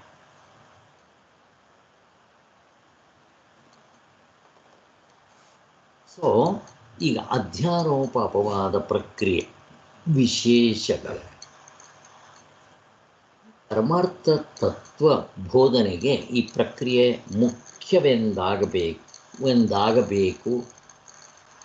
ಮುಖ್ಯವೆಂದೇಕಾಗಬೇಕು ಅನ್ನೋ ಪ್ರಶ್ನೆ ನಿಮ್ಗೆ ಆವಾಗಲೇ ನಾನು ಎಕ್ಸ್ಪ್ಲೈನ್ ಮಾಡಿದ್ದೀನಿ. ಇಲ್ಲಿ ಸ್ವಾಮಿಗಳು ತೋರಿಸ್ತಾರೆ ಅಷ್ಟೇ. ಏನಂತ ಹೇಳ್ತಾರೆ, ಸಾಮಾನ್ಯವಾಗಿ ಲೋಕದ ವ್ಯವಹಾರದಲ್ಲಿ ಒಂದು ವಸ್ತುವನ್ನು ಅರಿಯದಿದ್ದಾಗ ಅದನ್ನು ನಾನಾ ವಿಧವಾಗಿ ಕಲ್ಪಿಸ್ಕೊಳ್ತೇವೆ. ಆ ವಸ್ತುವನ್ನು ಸರಿಯಾಗಿ ಇದ್ದಂತೆ ಅರಿತುಕೊಂಡು ಕಂಡವರು ನಮಗೆ ಹಾಗೆ ತಿಳಿಸಿದಾಗ, ಬೋಧಿಸಿದಾಗ ನಮ್ಮ ಮೊದಲಿನ ಅಜ್ಞಾನ ತೊಲಗಿಬಿಡುತ್ತೆ. ಹಾವು ಹಗ್ಗ ಈಗ ತಾನೇ ಹೇಳಿದೆ. ಇಲ್ಲಿ ಜ್ಞಾನವು ಸರಿಯಾದ ತಿಳುವಳಿಕೆಯು ಬಂದ ಮೇಲೆ ಆ ವಸ್ತುವಿನ ಬಗ್ಗೆ ಇದ್ದ ತಪ್ಪು ತಿಳುವಳಿಕೆ ಮಾತ್ರ ಕಳೆಯುತ್ತೆ. ಮತ್ತು ಅಧ್ಯಾರೋಪ ಅಪವಾದ ಆಗಲಿ, ಜ್ಞಾನ ಆಗಲಿ, ಏನೇನೂ ಮಾಡೋದಿಲ್ಲ. ಜ್ಞಾಪಕಂ ಮಾತ್ರ. ಶಾಸ್ತ್ರ ಆಗಲಿ, ಗುರು ಆಗಲಿ, ಜ್ಞಾಪಕಂ. ನಿಮ್ಗೆ ಹೇಳಿದ್ದೆ, ಈಗ ಅದು ಹೊಸ್ದಾಗಿ ಹಗ್ಗವನ್ನು ತಂದಿಡಬೇಕಾಗಿಲ್ಲ, ಹಾವನ್ನು ಸಾಯಿಸಬೇಕಾಗಿಲ್ಲ. ಹಾಗೆ ನನ್ನ ಈ ಶರೀರವನ್ನು ಸತ್ಯ ಅಂದ್ಕೊಂಡಿದ್ದೇನಲ್ಲ, ಇದು ಕೊಂದಾಕಬೇಕಾಗಿಲ್ಲ. ಅದಕ್ಕೋಸ್ಕರನೇ ಎಷ್ಟೋ ಜನ ಸತ್ತ ಮೇಲೆ ಮೋಕ್ಷ ಅಂತಾರೆ, ಏನು ಬೇಕಾಗಿಲ್ಲ. ಇನ್ನು ಕೆಲವರು ಪ್ರಪಂಚ ಇಲ್ದಂಗೆ ಮಾಡ್ಕೋಬೇಕು, ಪ್ರಪಂಚ ಪ್ರವಿಳಯ ಮಾಡ್ಕೋಬೇಕು ಅಂತಾರೆ, ಅದು ಬೇಕಾಗಿಲ್ಲ. ಮತ್ತೇನಾಗಬೇಕು, ತತ್ವ ತಿಳ್ಕೊಂಡ್ರೆ ಇವು ಈ ತೋರ್ತಾ ಇರುತ್ತೆ, ತೋರ್ಕೊಳ್ಳಿ, ನನಗೇನು ಅದರಿಂದ ನಾನು ಟೋಪಿ ಬೀಳಲ್ಲ. ಈಗ ಸಮುದ್ರದ ದಡದ ಹತ್ರ ಪಳಪಳ ಅಂತ ಹೊಳಿತಾ ಇತ್ತು, ನಾನು ಓಡೋದೆ ಮೊದಲನೇ ಸಲ, ಗೊತ್ತಾಯ್ತು ನಿಮಗೆ ಅದು ಕಪ್ಪೆ ಚಿಪ್ಪು ಅಂತ. ನಿಮ್ಗೆ ಹಂಗೆ ಹೊಳಿತಾ ಇರುತ್ತೆ, ಬಟ್ ನೀವು ಟೋಪಿ ಬಿಡಲ್ಲ, ಇನ್ನೇನು ಬೇಕು, ಹಾಗೆ ಅಷ್ಟೇ. ಟೋಪಿ ಬೀಳದೇ ಇದ್ದರೆ ಆಯಿತು, ಆವಾಗ ನಿಮಗೆ ಅದು ಭ್ರಾಂತಿ ಅನ್ನೋ ಸ್ಪಷ್ಟವಾಗಿ ಗೊತ್ತಾಗಿರುತ್ತೆ. ಹಾಗೆಯೇ ಈ ಶರೀರ, ಪ್ರಪಂಚ, ಅರ್ಧ ಡಜನ್ನು ಭ್ರಾಂತಿ, ಹುಸಿ ತೋರಿಕೆ ಅಂತ ಗೊತ್ತಾಗುತ್ತೆ. ಆವಾಗ ನನಗೆ ಇದ್ರ ಮೇಲೆ ಏನಿರಲ್ಲ, ಪ್ರಶ್ನೆ ಕೇಳ್ತಾ ಇದ್ದೆ, ಯಾವಾಗ ಇದನ್ನು ಅಟ್ಯಾಚ್ಮೆಂಟ್ ಇರಲ್ಲ, ಮೋಹ ಇರಲ್ಲ. ಅಟ್ಯಾಚ್ಮೆಂಟು, ಮೋಹ, ತಾದ್ಯಾತ್ಮ, ಅಭಿಮಾನ, ನಾನು ನನ್ನದು ಅನ್ನೋ ಇದು ಮಮಕಾರ, ಮಮಃ ಇರೋದಿಲ್ಲ. ಅದು ಹೋಗಬೇಕು, ಸುಮ್ಮನೆ ಬಾಯಿ ಮಾತಲ್ಲ. ಹಾಗೆ ಸೊ ನಮಗೇನಾದರೂ ಆಗಿಬಿಟ್ರೆ ಹೆಂಗೆ ಒದ್ದಾಡ್ಬಿಡ್ತೀವಿ ಬಿಲಿಬಿಲ ಅಂತ, ಅದು ಆಗಬಾರ್ದು. ಹೆಂಡತಿಗೋ ಯಾರಿಗಾದರೂ ಆಗಿಬಿಟ್ರೆ ಹೆಂಗೆ ಒದ್ದಾಡ್ಬಿಡ್ತೀವಲ್ಲ, ಆಗಬಾರ್ದು. ಅದು ಆಗದೆ ನನ್ನ ಮನಸ್ಸು ಶಾಂತವಾಗಿದೆ. ಏನು ಮಾಡೋಕ್ಕತ್ತಪ್ಪ, ಪ್ರಪಂಚ ಯಾವತ್ತೂ ಒಂದಿನ ಹೋಗಲೇಬೇಕಿಲ್ಲರು, ಏನು ಮಾಡೋಕ್ಕಾಗುತ್ತೆ. ಕೆಲವ್ರು ಬೇಗ ಹೋಗ್ತಾರೆ, ಕೆಲವು ಬೇಗ. ನೀವು ಹೆಂಗೋ ಸಮಾಧಾನ ಮಾಡ್ಕೊಬೇಕು. ಬಟ್ ಹೆಂಗೆ ಸಮಾಧಾನ ಮಾಡಿಕೊಂಡ್ರು ಇದು ಮುಂದೆ ಇದು ಸಮಾಧಾನ, ಒಂದಿನ ಹೋಗಲೇಬೇಕು. ಮತ್ತು ಅದು ಇನ್ನೊಂದು ಅನಿತ್ಯ, ಯಾವತ್ತಿದ್ರೂ ಹೋಗಬೇಕು, ಹೋಗಿದೆ ಅಷ್ಟೇ. ಹಾಗೆ ತಗೊಳ್ಳೋದು ಹೇಗಿರುತ್ತೆ, ಇದು ವಿವೇಕ. ಆಗಮಾಪಾಯಿಗಳು ಬಂದು ಹೋಗೋದು. ಈಗ ಹೋಗಲಿಲ್ಲಪ್ಪ, ಎಷ್ಟು ವರ್ಷ ಇರ್ತೀರ, ಎಷ್ಟು ವರ್ಷ ಇರ್ತೀವಿ ನಾವು? 100 ವರ್ಷ, 150, 150 ಯಾರು ಬಾಳೋದೇ ಇಲ್ಲ. ಹಾಗೆ ಒಂದಿನ ಹೋಗಲೇಬೇಕು, ಎಲ್ಲನೂ ಹೋಗಬೇಕು. ಅದಕ್ಕೆ ಪರಿಣಾಮ ನಿತ್ಯತ್ವ. ಮತ್ತು ನಾನು ಮಾತ್ರ ನನ್ನ ನಿಜವಾದ ಸ್ವರೂಪ ಕೂಟಸ್ಥ ನಿತ್ಯ. ಆಗ ತಿಳ್ಕೊಂಡಾಗ ಹೇಗೆ, ಎಲ್ಲಿಗೆ ಹೋಗ್ತೀರಾ, ಯಾರು ಸಾಯೋರು ಯಾರು, ಅದು ಆನಂದ ಸ್ವರೂಪ. ಹೀಗೆ ನಾವು ವಿವೇಕ ಮಾಡಿಕೊಂಡಾಗ ನಮಗೆ ದುಃಖ ಆಗೋದಿಲ್ಲ. ಅದು ಹೀಗೆ ಯಾವುದೇ ಇದ್ದ ವಸ್ತುವನ್ನು ನಾಶ ಮಾಡೋದಿಲ್ಲ, ಅಥವಾ ಇಲ್ಲದೆ ಇರೋದನ್ನು ಹೊಸದಾಗಿ ಕೊಂದಾಕದಾಗಲಿ ಏನೂ ಮಾಡಬೇಕಾಗಿಲ್ಲ, ಅದು ಅಲ್ವಾ. ಸೊ ಇದಕ್ಕೆ ನಮಗೆ ಎಕ್ಸಾಂಪಲ್ ಎಲ್ಲ ಬೇಕಾದಷ್ಟು ಗೊತ್ತಿದೆ. ಕಪ್ಪೆ ಚಿಪ್ಪು, ಆಮೇಲೆ ಬೆಳ್ಳಿ, ಹಾವು, ಹಗ್ಗ, ಹಾಗೆ ನಾನು ಮತ್ತು ಪರಮಾತ್ಮ. ಇವಾಗ ರಾಮಕೃಷ್ಣ ಪರಮಹಂಸರು, ರಮಣ ಮಹರ್ಷಿಗಳು ಇವರೆಲ್ಲ ಕಂಡುಕೊಂಡ್ರು, ಈ ಶರೀರ ಏನು ಸತ್ತೋಯ್ತೇನೋ, ಈ ಪ್ರಪಂಚ ಏನು ಇರಲಿಲ್ವೇನೋ, ಇರುತ್ತೆ. ಬಟ್ ಇಲ್ಲಿ ಇದು ಇಂಪಾರ್ಟೆಂಟ್, ಅವರ ಅಂತಃಕರಣದಲ್ಲಿ ಕರ್ತೃತ್ವ ಭೋಕ್ತೃತ್ವ ಇರಲ್ಲ, ತಿಳ್ಕೊಂಡ್ರೆ. ಹಾಗೆ ಈಗ ನಾನು ಹಗ್ಗ ಅಂತ ತಿಳ್ಕೊಂಡ್ಬಿಟ್ಮೇಲೆ ಹಾವಿನ ಪ್ರತ್ಯಯ ಮೂಡ್ತಾ ಇರುತ್ತಲ್ಲಿ, ಇಲ್ಲ, ಈಗ ಹಗ್ಗದ ಪ್ರತ್ಯಯ ಮೂಡುತ್ತೆ. ಹಾಗೆ ನನ್ನ ಆತ್ಮನ ಅನುಭವ ಆದರೆ ನನಗೆ ಏಕಾತ್ಮ ಪ್ರತ್ಯಯ ಅದೊಂದೇ, ಆ ಪ್ರತ್ಯಯ ಮೂಡಬೇಕು. ಮೂಡಿದ್ರೆ ನನಗೆ ಅನುಭವ ಆಗಿದೆ ಅಂತ ಹೆಂಗೆ ಗೊತ್ತಾಗುತ್ತೆ, ಮೂಡಿರೋದು ಮೂಡಿಲ್ಲ ಅಂತಂದರೆ ನಿಮ್ಮ ಅಂತಃಕರಣದಲ್ಲಿ ನೋಡ್ಕೋಬೇಕು. ಸಿಚುವೇಶನ್ಸ್ ಬಂದಾಗ ನನ್ನ ಮನಸ್ಸು ಹೆಂಗೆ ವಿಲ ಅಂತ ಒದ್ದಾಡುತ್ತೆ ನೋಡ್ಕೋಬೇಕು. ಆ ಸಂದರ್ಭ ಬಂದಾಗ ನೋಡ್ಕೋಬೇಕು, ಯಾವಾಗಲೂ ಗೊತ್ತಾಗೋದಿಲ್ಲ. ಅದನ್ನು ನಾವೇ ಚೆಕ್ ಮಾಡ್ಕೊತಾ ಇರಬೇಕು.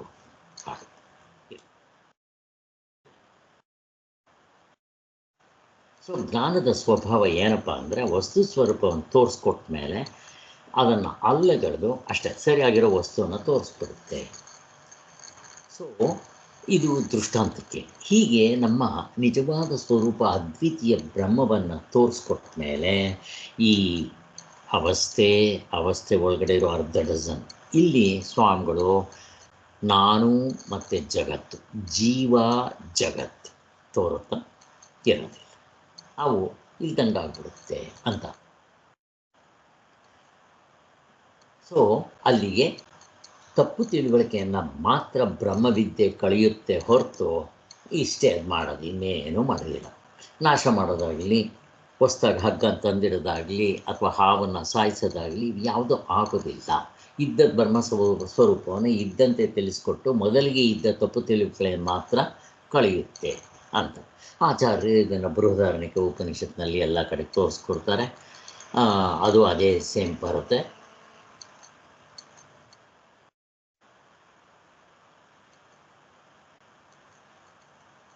ಇಲ್ಲಿ ನಾನು ತಪ್ಪು ತಿಳುವಳಿಕೆಯನ್ನು ತೊಳಗಿಸುತ್ತದೆಯೇ ಹೊರತು ನಿಜವಾಗಿಯೂ ಜಗತ್ತು ಜೀವತ್ವಗಳು ಇರುತ್ತಿದ್ದು ಅವುಗಳನ್ನು ತೊಲಗಿಸ್ಬೇಕಾಗೇನಿಲ್ಲ.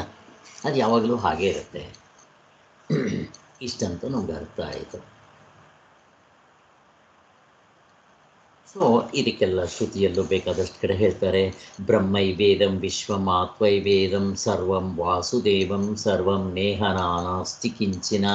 ಇವೆಲ್ಲ ಬ್ರಹ್ಮತತ್ವವನ್ನೇ ನೀವು ಜಗತ್ತು ಅಂತ ತಪ್ಪಾಗಿ ತಿಳ್ಕೊಂಡಿದ್ದೀವಿ ಅಲ್ವಾ? ನೋಡ್ರಿ, ಇವುಗಳನ್ನೇ ನಾನು ತಪ್ಪಾಗಿ ತಿಳ್ಕೊಂಡಿದ್ದೀನಿ. ಇದೆಲ್ಲ ನಮ್ಮ ಅನುಭವದಲ್ಲಿ ಇದೆ. ಸರಿಯಾಗಿ ನೋಡಿದ್ರೆ ಜಗತ್ತೆಂಬುದು ನಾನತ್ವ ಆಗಲಿ ಇವೆಲ್ಲ ಇಲ್ಲವೇ ಇಲ್ಲ. ನಮಗೆಲ್ಲ ಗೊತ್ತಿದೆ, ತತ್ವಮಸಿ ನೀನೇ ಅದಾಗಿದ್ದೀಯ ಅಂತ ಹೇಳೋದು ಇವೆಲ್ಲ. ಅಹಂ ಬ್ರಹ್ಮಾಸ್ಮಿ ಕ್ಷೇತ್ರಜ್ಞಂ ಚಾಪಿ ಮಾಂ ವಿಧಿ ಸರ್ವಕ್ಷೇತ್ರೇಷು ಭಾರತ. ಎಲ್ಲ ಕ್ಷೇತ್ರಗಳಲ್ಲಿ ಇರುವ, ಅಂದರೆ ಶರೀರಗಳಲ್ಲಿರುವ ನಾನು ಎಂಬುವನೇ ನನ್ನ ನಿಜವಾದ ಸ್ವರೂಪ ಅಂತ ತೋರಿಸ್ಕೊಡ್ತಾರೆ. ಹಾಗಾದರೆ ಈ ಅನಾತ್ಮ ಯಾಕೆ ನಾನು ಮತ್ತು ಈ ಪ್ರಪಂಚ ಅರ್ಧ ಡಜನ್ ಯಾಕೆ ಅಂದರೆ ಅವಿದ್ಯೆಯಿಂದ. So wrong knowledge. ಇದು ಅವಿದ್ಯೆ ಯಾಕೆ ಅಂದರೆ ಅಧ್ಯಾಸದಿಂದ. ನಮ್ಗೆ ಗೊತ್ತಿದೆ, ನಿನ್ನೆ ಎಲ್ಲ ಅದನ್ನು ಬಿಡಿಸ್ಕೊಂಡ್ವಿ. ಸೊ ಇಷ್ಟು ಅಲ್ಲಿಗೆ ನಮಗೆ ಇವೆಲ್ಲ ಹುಸಿ ತೋರಿಕೆ ನಿಜವಾಗಿ ಇಲ್ಲದೆ ಇರೋದು, ಹಾರ ಬೆಳ್ಳಿ ಅಂತ ನಮಗೆ ಗೊತ್ತಾಗ್ಬಿಡುತ್ತೆ. ಇಲ್ಲಿ ನಾವು ಇನ್ನೊಂದು ತಿಳ್ಕೊಬೇಕಾಗತ್ತೆ, ಇಲ್ಲಿ ಈಶ್ವರತ್ವ ಇದು ಕೂಡ ಅಧ್ಯಾರೋಪವೇ. ಇಲ್ಲಿ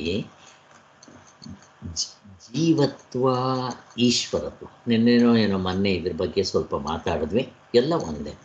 ನಾವು ಆತ್ಮತತ್ವ ಬ್ರಹ್ಮ ಒಂದೇ ಸತ್ಯ, ಈಶ್ವರತ್ವ ಇವೆಲ್ಲ ಸಬಾರ್ಡಿನೇಟ್ಸ್ ಅಲ್ಲಿ ಅದು ಕೂಡ ಹೊರಟೋಗುತ್ತೆ.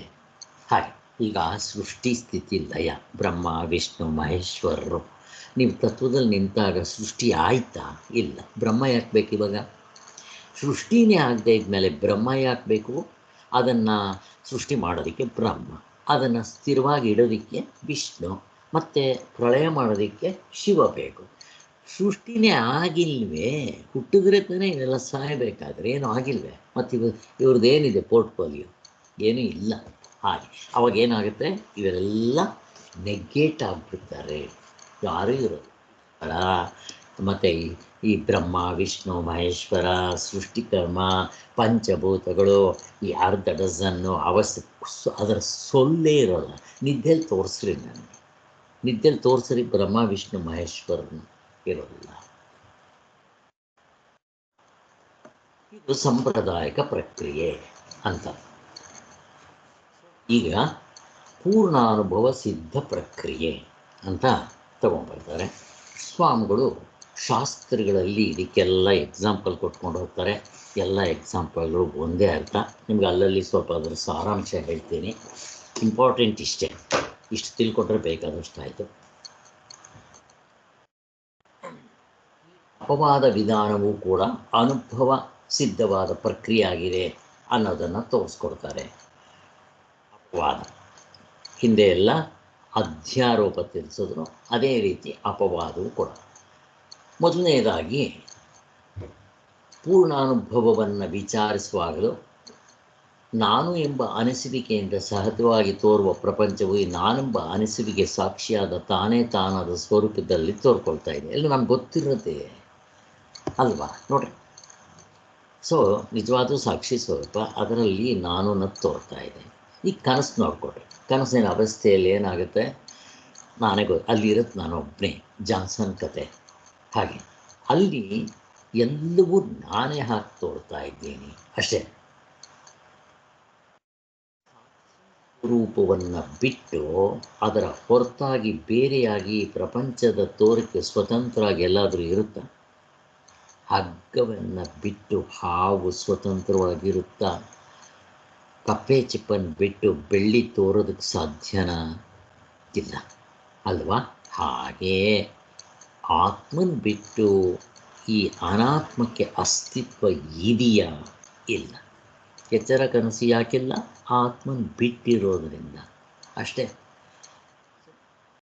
ತೋರ್ಕೋಬೇಕಾದರೂ ಆತ್ಮ ಇರಲೇಬೇಕು. ಈಗ ನೀವು ಹೊರಗಡೆ ಹೋಗ್ತೀರಾ, ನಿಮ್ಮ ನೆರಳು ಬರುತ್ತೆ. ನಿನ್ನೆ ಕೂಡ ಹೇಳಿದ್ವಿ, ನೆರಳನ್ನ ಏನಂತಾರೆ?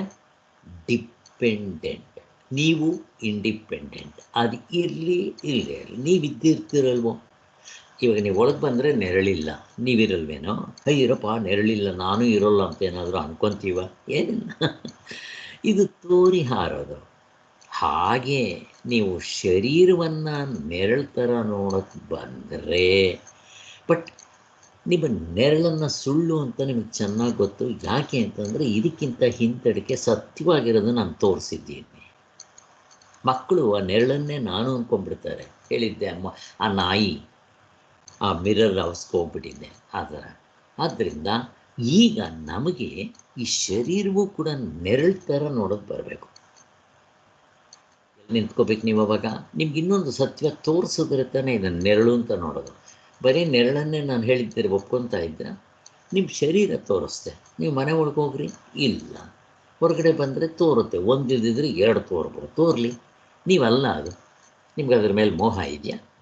ಹೇಗಿದೆ ನೋಡ್ರಿ, ಚೆನ್ನಾಗಿ ಅರ್ಥ ಮಾಡ್ಕೊಳ್ರಿ. ಎಕ್ಸಾಂಪಲ್ ನಮ್ಗೆ ಅರ್ಥ ಆಗುತ್ತೆ. ದ್ರಾಷ್ಟಾಂತಿಕದಲ್ಲಿ ನಾವು ನಿಂತ್ಕೋಬೇಕು. ಈಗ ನೆರಳ ಮೇಲೆ ಯಾರಾದರೂ ಉಗಿದ್ರು, ಅದು ದೊಡ್ಡದಾಯಿತು, ಚಿಕ್ಕದಾಯಿತು, ಹುಟ್ಟಿತು, ಸಾಯಿತು, ಅದ್ರ ಮೇಲೆ ಯಾರು ಕಾರು ಹೋದ್ರು, ಏನಾದರೂ ಆಗುತ್ತಾ? ಏನೂ ಆಗಲ್ಲ. ಯಾಕೆ ಕೇಳ್ರಿ? ನಾನಲ್ಲ. ನನಗೇನಾಗಬೇಕು? ಹಾಗೆ ಆತ್ಮಸ್ವರೂಪದಲ್ಲಿ ನಾವು ನಿಂತಾಗ ಇದಕ್ಕೆ ಏನಾದರೂ ನನಗಾಗಬಾರ್ದು. ಬರೀ ಇದಕ್ಕೆ ಮಾತ್ರ ಅಲ್ಲ, ಇಲ್ಲಿ ಹೋಲ್ಸೇಲ್ ತೊಗೋಬೇಕು, ವ್ಯಷ್ಟಿ ಸಮಷ್ಟಿ ತೊಗೋಬೇಕು. ಇಲ್ದಿದ್ರೆ ಈ ಸಾಂಖ್ಯದ ಥರ ಉಳ್ಕೊಂಬಿಡುತ್ತೆ ನಿಮಗೆ. ಏನು ಉಳ್ಕೊಳ್ಳುತ್ತೆ?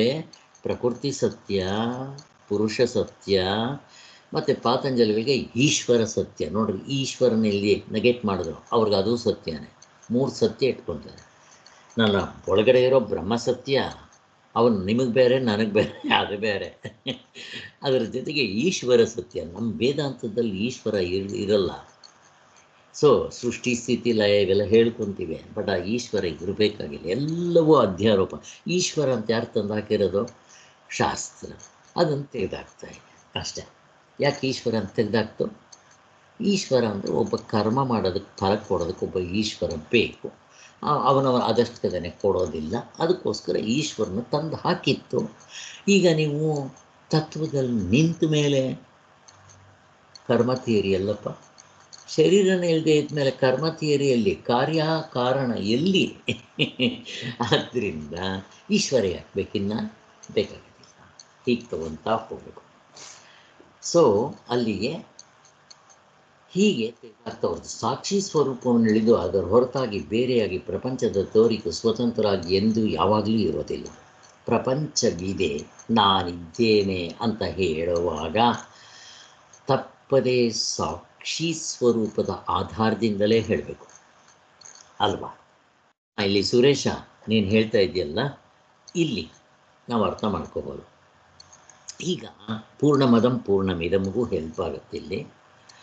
ಈಗ ಶಂಕರಾಚಾರ್ಯರು ದೇವ್ರನ್ನ ಇದ್ದಾನೆ ಅಂತ ತೋರಿಸ್ಬೇಕಾದ್ರೆ ಹೇಗೆ ಮಾಡ್ತಾರೆ ಅವರು? ನಾನು ಇದ್ದೀನಿ, ಅದರಿಂದ ನಾನು ಯೋಚನೆ ಮಾಡ್ಬೋದು, ಮಾಡದೇ ಇರ್ಬೋದು. ನನಗೊಂದು ಮನಸ್ಸು ಇದೆ ನೋಡ್ರಿ. ಫಸ್ಟ್ ನಾನಿದ್ದೀನಿ ಅಂದರೆ ನಾನು ಆತ್ಮನಾಗಿದ್ದೀನಿ, ಅದರಲ್ಲಿ ಮನಸ್ಸು ತೋರ್ಕೊಳ್ಳುತ್ತೆ, ತೋರ್ಕೊಳ್ಳೋದಿಲ್ಲ. ಎಷ್ಟು ಚೆನ್ನಾಗಿ ಇದು ಶಂಕರಾಚಾರ್ಯರು ಹೇಳೋದು. ಈಗ ಅದೇ ಇನ್ನೊಬ್ಬ ಫಾರಿನರ್ ಹೇಳ್ತಾನೆ, ನನಗೆ ಮನಸ್ಸಿದೆ, ಆದ್ದರಿಂದ ಆತ್ಮನ ನಾನು ಇಮ್ಯಾಜಿನ್ ಮಾಡ್ತೇನೆ. ಅವನ ಆತ್ಮನ ಜಗ್ಲರಿ ಇಂಟೆಲೆಕ್ಟ್ ಇಮ್ಯಾಜಿನ್ ಮಾಡ್ತಾನಂತೆ, ತರ್ಕದಿಂದ ಒಪ್ಕೊಳ್ಳೋಕೆ ಹೋಗ್ತಾನೆ. ಇದು ಅವ್ರಿಗೂ ನಮ್ಗೆ ಎಷ್ಟು ವ್ಯತ್ಯಾಸ ಇದೆ ರೀ ನೋಡ್ರಿ. ಯಾರನ್ನೇ ಕೇಳ್ರಿ, ನಾನಿಲ್ಲ ಅಂತ ಹೇಳಿ ನೋಡೋಣ, ಯಾರೂ ಹೇಳೋದು. ಅಲ್ಲಿಗೆ ಶಂಕರಾಚಾರ್ಯರು ಯಾರಾದರೂ ದೇವರಿದ್ದಾನಂತ ಕೇಳಿದ್ರೆ, ಏನಪ್ಪ ನೀನಿದ್ದೀಯಾ? ಇದ್ದೀನಿ ಸ್ವಾಮಿ. ಬಿಡು, ಒಪ್ಕೊಂಡೆ, ನೀನೇ ದೇವರಿದ್ದಾನೆ ಅಂತ. ಆವಾಗ ನಮಗೆ ಶಂಕರಾಚಾರ್ಯನ ಬೈಯೋಂಗ ಅನಿಸುತ್ತೆ. ಅಲ್ಲ ಸ್ವಾಮಿ, ದೇವರಿದ್ದಾನೆ ಅಂತ ಕೇಳಿದೆ, ನೀನಿದ್ದೀಯಾ ಅಂತ ಕೇಳಿದ್ರೆ ಹೌದು ಅಂದೆ. ದೇವರಿದ್ದಾನೆ ಅಂದರೆ ದೇವ್ರನ್ನ ತೋರಿಸೋದು, ಬಟ್ ನಾನಿದ್ದರೆ ದೇವ್ರು ಇರ್ತಾನೆ. ಅದು ಹೆಂಗೆ ಸ್ವಾಮಿ, ನಿಮಗೇನು ತಲೆಗಿಲಿ ಕಟ್ಟಿದ್ಯಾ ಅಂತಾರೆ ಅವರು. ಈಗ ನಮ್ಗೆ ಹಂಗೆ ಅನಿಸಲ್ಲ. ಯಾಕೆ? ನಾವು ಕಂಡುಕೊಂಡಿದ್ದೀವಿ, ತೋರಿಸ್ಕೊತೀವಿ ಅಲ್ವಾ? ಸಾರ್ವತ್ರಿಕ ಪೂರ್ಣ ಅನುಭವದಿಂದ ಕಂಡುಕೊಂಡಿದ್ದೀವಿ ನಾವು. ಈಗ ಹಾವು ಅಂತ ನೀವು ಭಯ ಪಡಬೇಕಾದ್ರೆ ತೆಗೆದಾಕ್ಬಿಡ್ತೀನಿ, ಭಯಪಡ್ರಿ ನೋಡೋಣ. ಭಯಪಡೋದು ಯಾಕೆ? ಹಗ್ಗನೇ ಇಲ್ಲ ಅಲ್ಲಿ. ನೀವದನ್ನು ತಪ್ಪು ಅರ್ಥ ಮಾಡ್ಕೊಳ್ಳೋದಕ್ಕೆ ಅದಕ್ಕೆ ಇನ್ನೊಂದು ಹಿಂದೆಗಡೆ ಒಂದು ಸತ್ಯವಾಗಿರೋದು ಇರಬೇಕು. ಬೆಳ್ಳಿ ಅಂತ ಅನ್ಕೋಬೇಕಾದ್ರೆ ಅದಕ್ಕೆ ರಿಸಂಬಲೆನ್ಸ್ ಆಗಿ ಪಳಪಳ ಅಂತ ಹೊಳೆಯೋದು ಬಿಸಿಲಿಗೆ ಕಪ್ಪಿ ಚಿಪ್ಪಿರಬೇಕು. ಹಾಗೆ ಅಲ್ವಾ? ಅಲ್ಲಿ ನೀರಿದೆ ಅಂತ ತೋರ್ಬೇಕಾದ್ರೆ ಮರಳುಕಾಡೋ ಅಥವಾ ಟಾರ್ ರೋಡ್ ಇರಬೇಕು. ಹಾಗೆ ಈ ನಾನು ಇದ್ದೀನಿ ಅಂತಂದರೆ ನಾನು ಇದ್ದೀನಿ ಅನ್ನೋದಕ್ಕೆ ಹಿಂದೆಗಡೆ ಸತ್ಯವಾಗಿರೋದು ಒಂದಿರಬೇಕು. ಅದೇ ನನ್ನ ನಿಜವಾದ ಸ್ವರೂಪ, ಒರಿಜಿನಲ್ ಐ. ಹೇಗೆ ತೊಗೊಂಬರ್ತಾರೆ ನೋಡ್ರಿ ಅಲ್ಲಿ ಅವರು ಹಾಗೆ ತೊಗೊಂಬರ್ತಾರೆ. ಆದ್ದರಿಂದ ಇಲ್ಲಿ ಪ್ರಪಂಚ ಇದೆ, ಅವಸ್ಥೆ ಇದೆ, ಹಾವು ಇದೆ. ಇಲ್ಲಿ ವಿಚಾರ ಮಾಡಬೇಕು. ಇದೆ ಅಂದಿದ ತಕ್ಷಣ ಅದೇ ಇದೆ ಅಂತಲ್ಲ, ನಾನಿದ್ದೀನಿ ಅಪ್ಪ ವಿಚಾರ ಮಾಡು. ನಾನಂದರೆ ಯಾರು ವಿಚಾರ ಮಾಡು. ಇವನು ಕನಸಿಗೆ ಬರ್ತಾನೆ, ಕನಸಿನವನು ಇಲ್ಲಿಗೆ ಬರ್ತಾನೆ, ಇವರಿಬ್ಬರು ನಿದ್ದೆಗೆ ಬರ್ತಾನೆ, ಬರೋದು. ಮತ್ತು ಯಾತ್ರೆಯಿಂದ ಗೊತ್ತಾಯಿತು ಅವನು ನಿನ್ನ ನಿಜವಾದ ಸ್ವರೂಪ, ಅವನು ನಾನು ಅಂತ ಅನ್ಬೇಕು ಅಂತ ತೋರಿಸ್ಕೊಡ್ತೀವಿ ನಾವು. ಆದ್ದರಿಂದ ಇಲ್ಲಿ ಪೂರ್ಣಂ ಅದಂ ಅಂದಿದ್ದು ಘಡನಿದ್ರಲ್ಲಿರೋದು. ಇಲ್ಲಿ ಇದಂ ಅಂದಿದ ತಕ್ಷಣ ಈ 19 ಮುಖಗಳನ್ನ ತಗೋಬಾರ್ದು. ಆದರೆ ಇದು ನಮಗೆ ಕಾಣಿಸೋದಿಲ್ಲ. ಈಗ ಹಗ್ಗ ಕಾಣುತ್ತೆ, ಹಾವಿಲ್ಲದೆ ಇದ್ದರೂ ಹಗ್ಗ ನಿಮಗೆ ತೋರಿಸ್ಬೋದು. ಆತ್ಮ ನಿಮ್ಗೆ ಹೆಂಗೆ ತೋರಿಸ್ತು? ನಾನು ಅನುಭವ ಸಿದ್ಧ ಅವನು.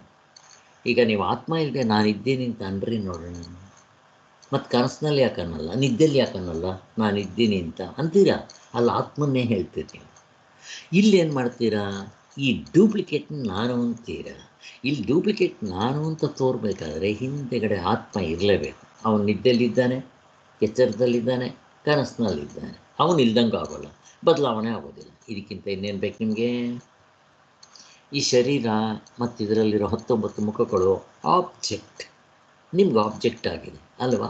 ನನಗೆ ಗೊತ್ತಾಗ್ತಾ ಇದೆ, ನನ್ನ ಇಂದ್ರಿಯಗಳು, ನನ್ನ ಕಣ್ಣು, ಕಿವಿ, ಕೈಕಾಲು ನಾನೇ ನೋಡ್ಕೋಬೋದು. ಆಬ್ಜೆಕ್ಟು ನನ್ನ ಪ್ರಾಣ ಆಬ್ಜೆಕ್ಟ್, ವಿಷಯ, ಅವಸ್ಥೆ ವಿಷಯ, ಆಕಾಶ ವಿಷಯ. ನೋಡ್ರಿ ಹೇಗೆ.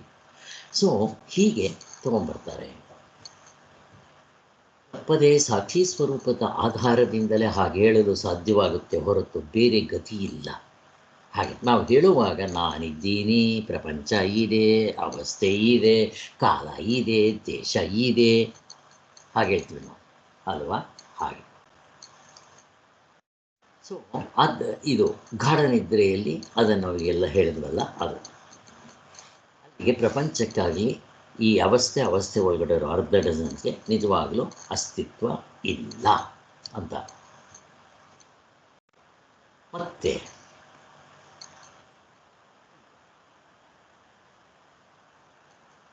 ಇಲ್ಲಿಂದ ಇಲ್ಲಿಗೆ ಆತ್ಮ, ಇಲ್ಲಿಂದ ಎಲ್ಲಿಗೆ ಅನಾತ್ಮ ತೋರಿಸ್ತೀರಾ ನೀವು?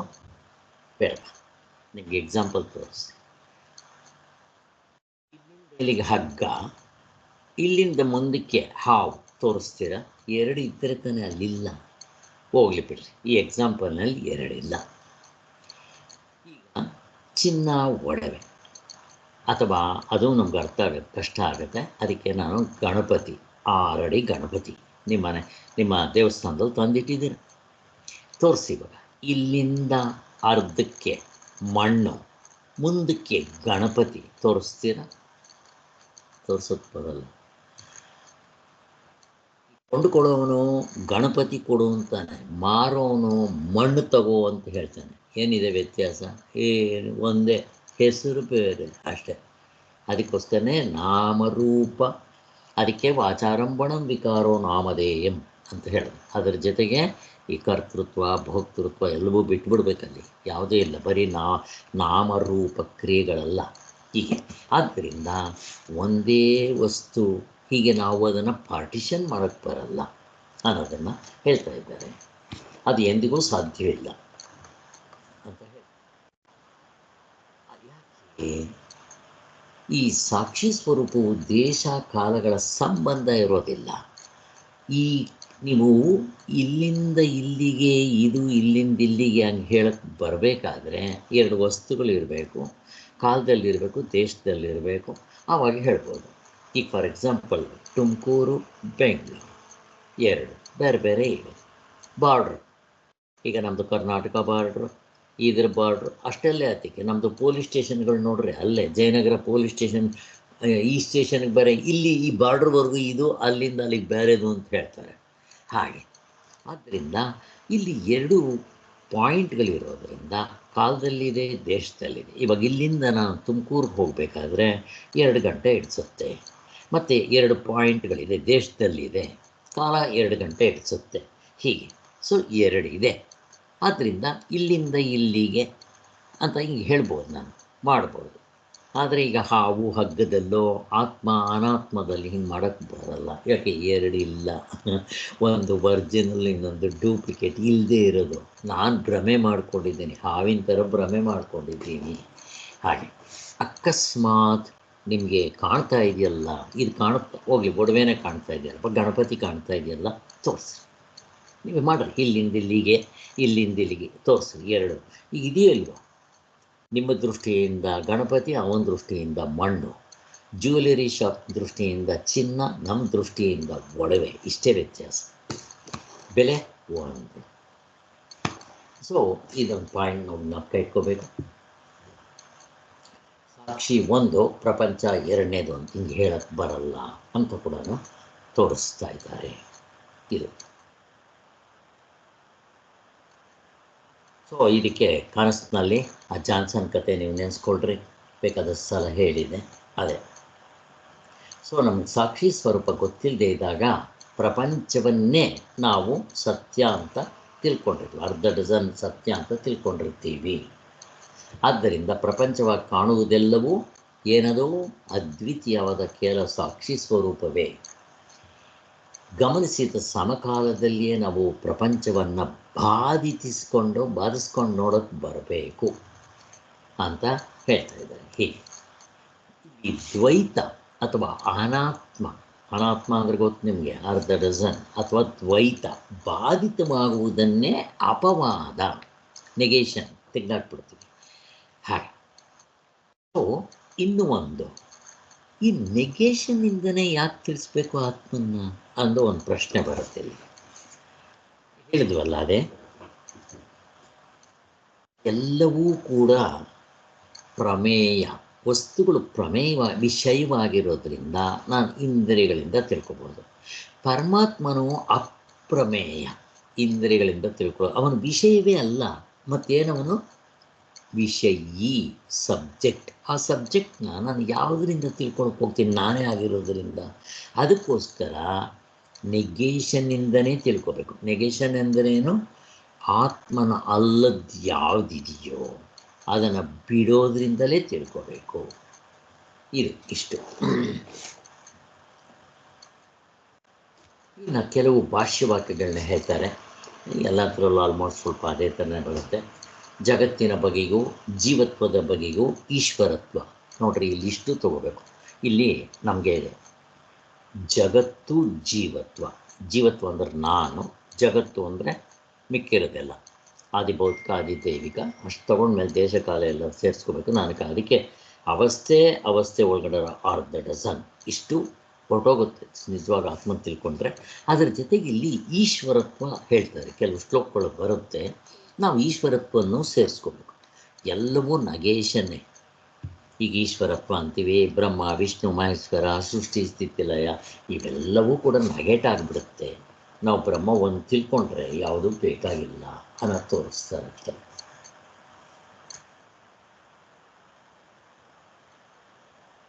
ಸೊ ಎಕ್ಸಾಂಪಲ್ಸ್ ಬೇಕಾದಷ್ಟು ಕೊಟ್ಕೊಂಡು ಹೋಗ್ತಾರೆ.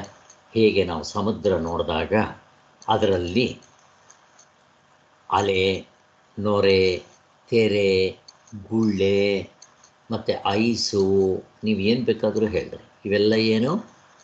ನಾಮರೂಪ ವಾಚಾರಂಭಣಂ ವಿಕಾರೋ ನಾಮದೇ. ಮತ್ತೇನು ಸತ್ಯ? ಬರೀ ನೀರು ಸತ್ಯ. ಈಗ ನೊರೆ ಇದೆ, ಅಲೆ ಇದೆ, ಐಸ್ ಇದೆ, ಗಡ್ಡೆ ಇದು ಗುಳ್ಳೆ ಇದೆ. ಅವು ಇದೆ ಅಂತ ಹೇಳಬೇಕಾದ್ರೆ ಅದಕ್ಕೆ ಆಧಾರವಾಗಿ ನೀರು ಇರಬೇಕೋ ಇಲ್ವೋ? ಆ ನೀರೇ ಹೀಗೆ ತೋರ್ತಾ ಇದೆ. ಈಗ ಅಲ್ಲಿ ನೊರೆ, ತೆರೆ, ಗುಳ್ಳೆ, ಅಲೆ ಮತ್ತು ಐಸ್ ಗಡ್ಡೆ ನಾವು ಪೂರ್ಣ ಅಂತನಲ್ಲ, ಅವು ಬದಲಾವಣೆ ಆಗುತ್ತೆ, ಇರುತ್ತೆ, ಚೇಂಜ್ ಆಗುತ್ತೆ. ಆದರೆ ಆ ಇದೇನದು ಅಸ್ತಿತ್ವ ಕೊಟ್ಟಿದೆ ನೋಡ್ರಿ, ಅದನ್ನು ಹಿಡ್ಕೋಬೇಕು. ಅದು ಪೂರ್ಣ, ಇದು ಪೂರ್ಣ ಅಂತ. ಪೂರ್ಣದಿಂದ ಇದು ಪೂರ್ಣ ಬಂದರೂ ಅದರಲ್ಲಿ ಕಡಿಮೆ ಆಗಲ್ಲ, ಇದರಲ್ಲಿ ಜಾಸ್ತಿನೂ ಆಗಲ್ಲ, ಇದರಲ್ಲೂ ಕಡಿಮೆ ಗಿಡಿಮೆ ಏನಾಗಲ್ಲ. ಅದು ಹಾಗೇ ಇರುತ್ತೆ ಪೂರ್ಣವಾಗಿ ಅಂತ ತಿಳ್ಕೊಬೇಕಾಗಿದೆ. ಸೊ ಅದೇ ರೀತಿ ನಾವು ಗಡಿಯೊಳಗಿನ ಆಕಾಶ, ಈಗ ನಾವು ಒಂದು ಗಡಿಗೆ ಇಟ್ಕೊತೀವಿ, ಗಡಿಗೆ ಒಳಗಿನ ಆಕಾಶ, ಒಂದು ಕಮಂಡಲು ಇಟ್ಕೊತೀವಿ ಚಿಕ್ಕದು, ಕಮಂಡಲು ಒಳಗಿನ ಆಕಾಶ, ಮನೆ ಅಂತ ಹೇಳ್ತೀವಿ, ಮನೆ ಒಳಗಡೆ ಆಕಾಶ. ಈಗ ಈ ಉಪಾಧಿಗಳ ದೃಷ್ಟಿಯಿಂದ ಅದು ಕಮಂಡಲು, ಗಡಿಗೆ, ಮನೆ ಆಕಾಶ ಅಂತ ಹೇಳಿದರೆ, ಮೇಲ್ಗಡೆ ಇರೋ ಆಕಾಶ ಏನಾದರೂ ಕಡಿಮೆ ಜಾಸ್ತಿ ರೂಮಿಂದ ಅವೆಲ್ಲ ಅಂದ್ರೆ ಅದಕ್ಕೇನಾದರೂ ಇರುತ್ತೇನೋ, ಹಾಗೇನಿರಲ್ಲ.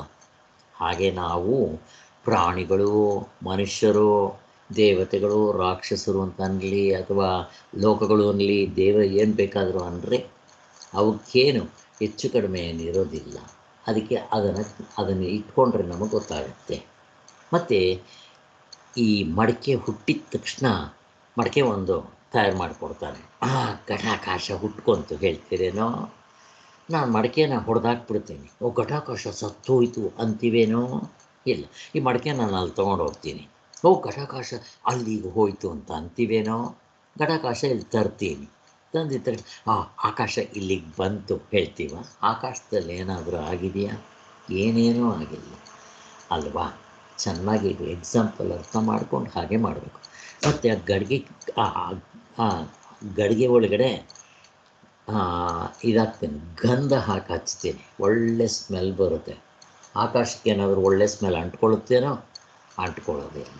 ಹೇಗೆ ನೀವೇನು ಬೇಕಾದರೂ ಹೇಳ್ರಿ, ಇದು ಚಿಕ್ಕ ಆಕಾಶ, ಅದು ದೊಡ್ಡ ಆಕಾಶ, ಅದಕ್ಕಿಂತ ದೊಡ್ಡ ಆಕಾಶ ಅಂತ ಹೇಳ್ರಿ, ಅಲ್ಲೇನು ಚೇಂಜಸ್ ಆಗಿರಲ್ಲ ಅಲ್ವಾ? ಹಾಗೆಯೇ ನೀವಿಲ್ಲಿ ಬುದ್ಧಿವಂತರು ಅಂತಂದರೆ ನೋಡಿದ್ವಲ್ಲ, ಎಷ್ಟೊಂದು ವೇರಿಯೇಷನ್ಸ್ ಇರುತ್ತೆ ಹೊರಗಡೆಯಿಂದ ನೋಡಿದಾಗ, ಆಧ್ಯಾತ್ಮಿಕ, ಆದಿಭೌತಿಕ, ಆದಿದೈವಿಕ ದೇವತೆಗಳಿಗೆ ಎಲ್ರಿಗೂ. ಬಟ್ ಆ ಒಳಗಡೆ ಇದೆಯಲ್ಲ ಹಾಗೇ ಇರುತ್ತೆ. ಈಗ ನೀವು ಅದೇ ಆ ಮಡಿಕೆ ಒಳಗಡೆ ಸಗಣಿ ಹಚ್ಚಿರಿ, ಸಗಣಿ ಸ್ಮೆಲ್ ಬರುತ್ತೆ ಅಂತ ಇಟ್ಕೊಳ್ರಿ. ಆಕಾಶಕ್ಕೆ ಏನಾದರೂ ಸಗಣಿ ಸ್ಮೆಲ್ ಅಂಟ್ಕೊಳ್ಳುತ್ತಾ? ಅಂಟ್ಕೊಳ್ಳೋದಿಲ್ಲ ಅಂತ ಹೇಳಿ, ಹೀಗೆ ಆತ್ಮನಿಗೆ ಇದರ ಅಂಟು ಯಾವುದೂ ಇಲ್ಲ. ಬಟ್ ನಾವು ತೆಗೆದಾಕದ ಮೇಲೆ ಇವು ಸ್ಪಷ್ಟವಾಗಿ ಗೊತ್ತಾಗುತ್ತೆ. ಸೊ ಅಲ್ಲಿಗೆ ಜೀವರುಗಳು ಅನೇಕ ಭೋಕ್ತೃಗಳು, ಅನೇಕ ಜೀವತ್ವ, ಅನೇಕ ಭೋಕ್ತೃತ್ವ, ಅನೇಕ ನಾಮರೂಪ ಮತ್ತು ಕ್ರಿಯೆಗಳು ಇವೆಲ್ಲ ಇರುತ್ತೆ ಇದರಲ್ಲಿ ಅಂತ. ದೇಹೇಂದ್ರಿಯ ಮನಬುದ್ಧಿಗಳು, ಸುಖ ದುಃಖಗಳು, ಈ ಉಪಾಧಿಗಳು ಇವೆಲ್ಲ.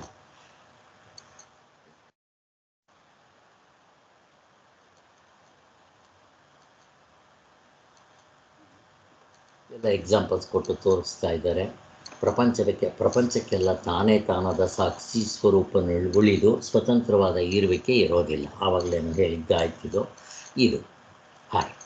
ಇದು ಪ್ರಪಂಚವೇ ತೋರುವ ಅಡಗುವ ಸ್ವಭಾವ.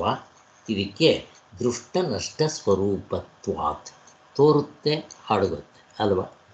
ನಾವೇನು ಅಲ್ಲಿ ಪ್ರಪಂಚ ಪ್ರಳಯ ಆಗೋವರೆಗೂ ಏನು ಕಾಯ್ಕೋಬೇಕಾಗಿಲ್ಲ. ಎಚ್ಚರದಲ್ಲಿ ತೋರುತ್ತೆ, ಕನಸಿನಲ್ಲಿ ಅಡಗುತ್ತೆ. ಎಚ್ಚರ ಕನಸಿನಲ್ಲಿ ತೋರುತ್ತೆ, ಗಾಢ ನಿದ್ರೆಯಲ್ಲಿ ಅಡಗುತ್ತೆ ಅಲ್ವಾ? ತಿರ್ಗ ಎದ್ದಾಗ ತೋರುತ್ತೆ. ಇದಕ್ಕೆ ದೃಷ್ಟ ನಷ್ಟ ಸ್ವರೂಪತ್ವಾತ್ ಅಂತ ಹೇಳ್ತೀವಿ. ಆತ್ಮನಲ್ಲಿ ಇದು ನಿಜವಾಗಿಯೂ ತೋರೋದು ಅಡಗೋದು ಅನ್ನೋ ಪ್ರಶ್ನೆ ಇಲ್ಲ. ಇವೆಲ್ಲ ಅನಾತ್ಮದಲ್ಲಿ ಅಷ್ಟೇ ಅಲ್ವಾ? ಹಾಗೆ ನಾನು ಎಷ್ಟೊಂದು ಬದಲಾವಣೆ ಆಗ್ತೀವಿ ನೋಡ್ರಿ. ಚಿಕ್ಕ ವಯಸ್ಸಿನಲ್ಲಿ ಎಷ್ಟಿದ್ವಿ, 2.5 kg, 3 ಅಡಿ, ಇವಾಗ ಎಷ್ಟು ಬದಲಾವಣೆಗಳಾಗಿದ್ದೀವಿ ಅಲ್ವಾ? ಹೀಗೆ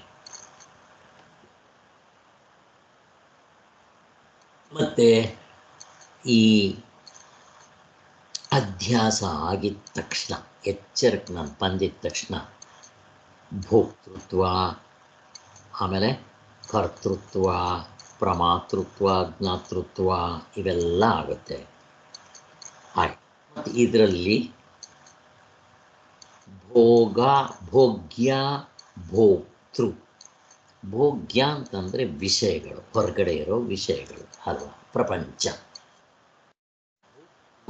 ನಾನು, ಅದಕ್ಕೆ ನಾನು, ನನ್ನದು, ಜಗತ್ತು, ಜೀವಪ್ಪ, ಇದ್ರ ಜೊತೆಗೆ ಈಶ್ವರ ಸೇರಿಸ್ಕೋಬೇಕಾಗುತ್ತೆ. ಆ ಈಶ್ವರನು ಕೂಡ ಇಲ್ಲಿ ನಗೆಟ್ ಮಾಡಬೇಕಾಗುತ್ತೆ. ಇಷ್ಟು ತಿಳ್ಕೊಂಡ್ರೆ ಸಾಕು. ಆದ್ದರಿಂದ ಇವೆಲ್ಲ ಅವಿದ್ಯಾಕಲ್ಪಿತಂ ಲೋಕಪ್ರಸಿದ್ಧಂ ಜೀವಭೇದಂ, ಅವಿದ್ಯೆ ಕಲ್ಪತೆಯಿಂದ ಅಷ್ಟೇ. ಇಲ್ಲದಿದ್ದರೆ ಅದು ನಿತ್ಯ ಶುದ್ಧ ಬುದ್ಧ ಮುಕ್ತ ಸ್ವರೂಪ ಅನ್ನೋದು ನಮಗೆಲ್ಲರಿಗೂ ಗೊತ್ತಿದೆ. ಅದೇ ಥರ ಆಕಾಶದಲ್ಲಿ ನೀಲಿ ಬಣ್ಣ ಕೊಪ್ಪರಿಗೆ ಆಕಾಶದಂತೆ ಕಾಣ್ತಾ ಇದೆ. ಮಡಕೆ ಕುಡಿಕೆ ಎಕ್ಸಾಂಪಲ್ ಕೊಟ್ಟಿದ್ದು ನೆನೆಸ್ಕೊಳ್ರಿ. ಜೀವತ್ವವು ಅವಿದ್ಯಾಕಲ್ಪಿತ. ಈ ಶರೀರದಲ್ಲಿ ನಾನು ಅಂತೀವಲ್ಲ, ಇದೇ ರೀತಿ ಜೀವತ್ವ, ಪ್ರಪಂಚ ಮತ್ತು ಈಶ್ವರತ್ವ ಎಲ್ಲವೂ ಅವಿದ್ಯಾಕಲ್ಪಿತ. ಅಂತಂದರೆ ಇಲ್ಲಿ ಆಳುವವನು, ಒಡೆಯನು ಅನ್ನೋ ಅರ್ಥ ಬರುತ್ತೆ. ಸೊ ಅಲ್ಲಿಗೆ ರಾಜನಿಗೆ ಇದನ್ನು ಹೇಳ್ತಾರೆ. ಈಶ್ವರ ಅಂದರೆ ಅವನು ಆಳುವವನು.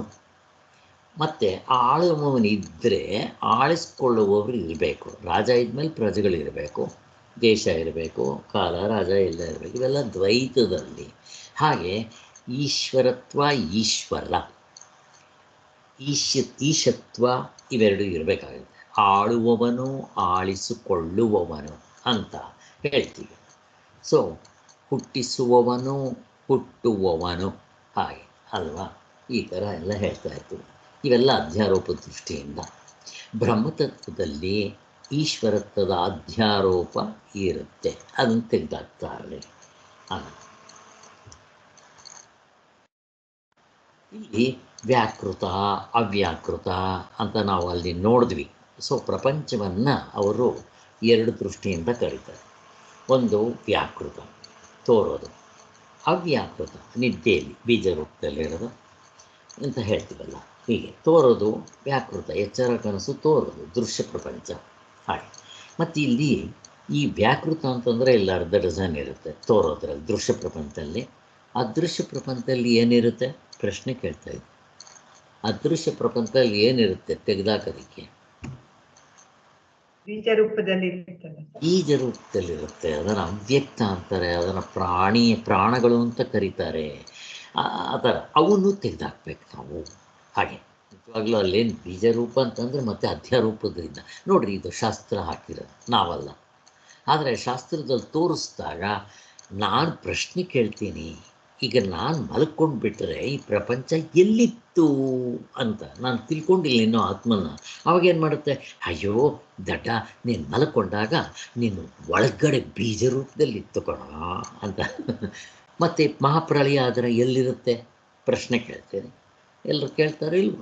ಆವಾಗ ಬೀಜ ರೂಪದಲ್ಲಿತ್ತು, ಮಲ್ಕೊಂಡಾಗ ಬೀಜ ರೂಪದಲ್ಲಿತ್ತು, ಸತ್ತಾಗ ಬೀಜ ರೂಪದಲ್ಲಿತ್ತು, ಮಹಾಪ್ರಳಯ ಸಮಾಧಿಯಲ್ಲಿ ಎಲ್ಲಿತ್ತು ಬೀಜ ರೂಪದಲ್ಲಿತ್ತು. ಇಷ್ಟೇ ಎಲ್ಲ ಹೀಗೆ ಹೇಳಬೇಕು. ಆದ್ದರಿಂದ ಇಲ್ಲಿ ನೀವು ತತ್ವದಲ್ಲಿ ತಿಳ್ಕೊಂಡ್ಮೇಲೆ ಅವಸ್ಥೆಗಳೇ ಇಲ್ಲದೆ ಇದ್ಮೇಲೆ ಅವಸ್ಥೆ ಒಳಗಡೆ ಇರೋ ದೃಶ್ಯ ಪ್ರಪಂಚ, ಅದೃಶ್ಯ ಪ್ರಪಂಚ ಅಥವಾ ತೋರೋದು ತೋರದೇ ಇರೋದು ಬೀಜ ರೂಪ ಕ್ವಶ್ಚನ್ನೇ ಇಲ್ಲ. ಅಲ್ಲೇ ಸೃಷ್ಟಿ ಸ್ಥಿತಿ ಲಯ ಇಲ್ಲ. ಈಶ್ವರ ಬ್ರಹ್ಮ ವಿಷ್ಣು ಮಹೇಶ್ವರರು ಇಲ್ಲ, ಈಶ್ವರತ್ವನೂ ಇಲ್ಲ. ಕರ್ಮ ಥಿಯರಿನೇ ಇಲ್ಲವೇ? ಶರೀರ ಇದ್ದರೆ ತಾನೇ ಈಶ್ವರವೇ ನಿಮಗೆ, ಅವನು ಇಲ್ಲ. ಆದ್ದರಿಂದ ಈ ವ್ಯಕ್ತ ಅವ್ಯಕ್ತ ಪ್ರಪಂಚವೆಲ್ಲವೂ ಬರೀ ಹುಸಿ ತೋರಿಕೆ. ಆತ್ಮನಲ್ಲಿ ಆರೋಪಿಸಿದ ಈಶ್ವರತ್ವವೂ ಕೂಡ ಕಲ್ಪಿತ. ಅಲ್ಲಿ ಏನಾಯಿತು, ನಮಗೆ ಅವಿದ್ಯೆ ಇರೋವರೆಗೂ ಈ ಜೀವಪ್ಪ, ಜಗತ್ತು, ಈಶ್ವರ ನಿಜವಾಗಿದ್ದಂಗೆ ಇರ್ತಾರೆ.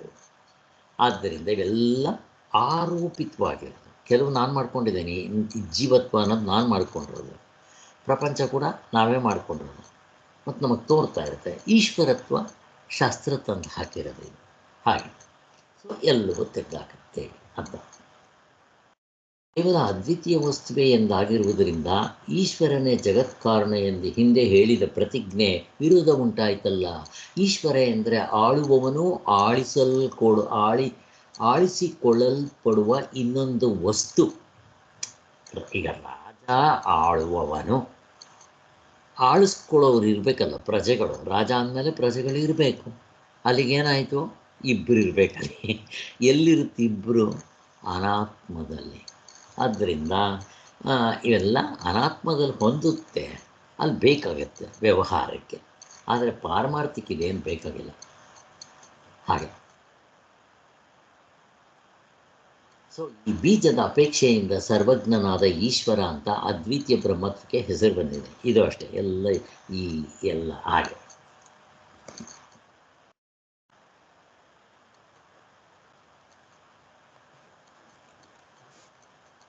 ಸೊ ಅವಿದ್ಯೆಯಿಂದ ಕಲ್ಪಿತವಾದ ನಾಮರೂಪ ಉಪಾಧಿ ಹಾಗೂ ಅದರ ಬೀಜವನ್ನು ಅನುಸರಿಸಿ ಅದ್ವಿತೀಯ ಬ್ರಹ್ಮವೇ ಈಶ್ವರ ಅನ್ನಿಸ್ತಾನೆ ಅಂತ ಹೇಳಿದರು. ಎಲ್ಲ ಮಂತ್ರಗಳೆಲ್ಲ ಬರುತ್ತೆ, ಅದಕ್ಕೋಸ್ಕರ ಸ್ವಾಮಿಗಳು ಆ ಮಂತ್ರಗಳನ್ನ ಕೋಟ್ ಮಾಡಿ ಇಲ್ಲಿ ಹೇಳ್ತಾ ಇದ್ದಾರೆ.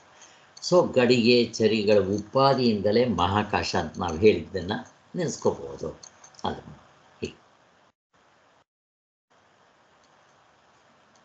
ಅದಕ್ಕೋಸ್ಕರ ಇಲ್ಲಿ ಸೃಷ್ಟಿಕರ್ತ, ಪರಿಪಾಲನಾಕರ್ತ, ಲಯಕರ್ತ ಇವೆಲ್ಲ ಮತ್ತೆ ಶಾಸ್ತ್ರ ಅಧ್ಯಾರೋಪ ಮಾಡಿರೋದು. ನಮಗೆ ಗೊತ್ತಿಲ್ಲ ಪ್ರಪಂಚ ಯಾರು ಸೃಷ್ಟಿ ಮಾಡಿದ್ರು? ಬ್ರಹ್ಮ.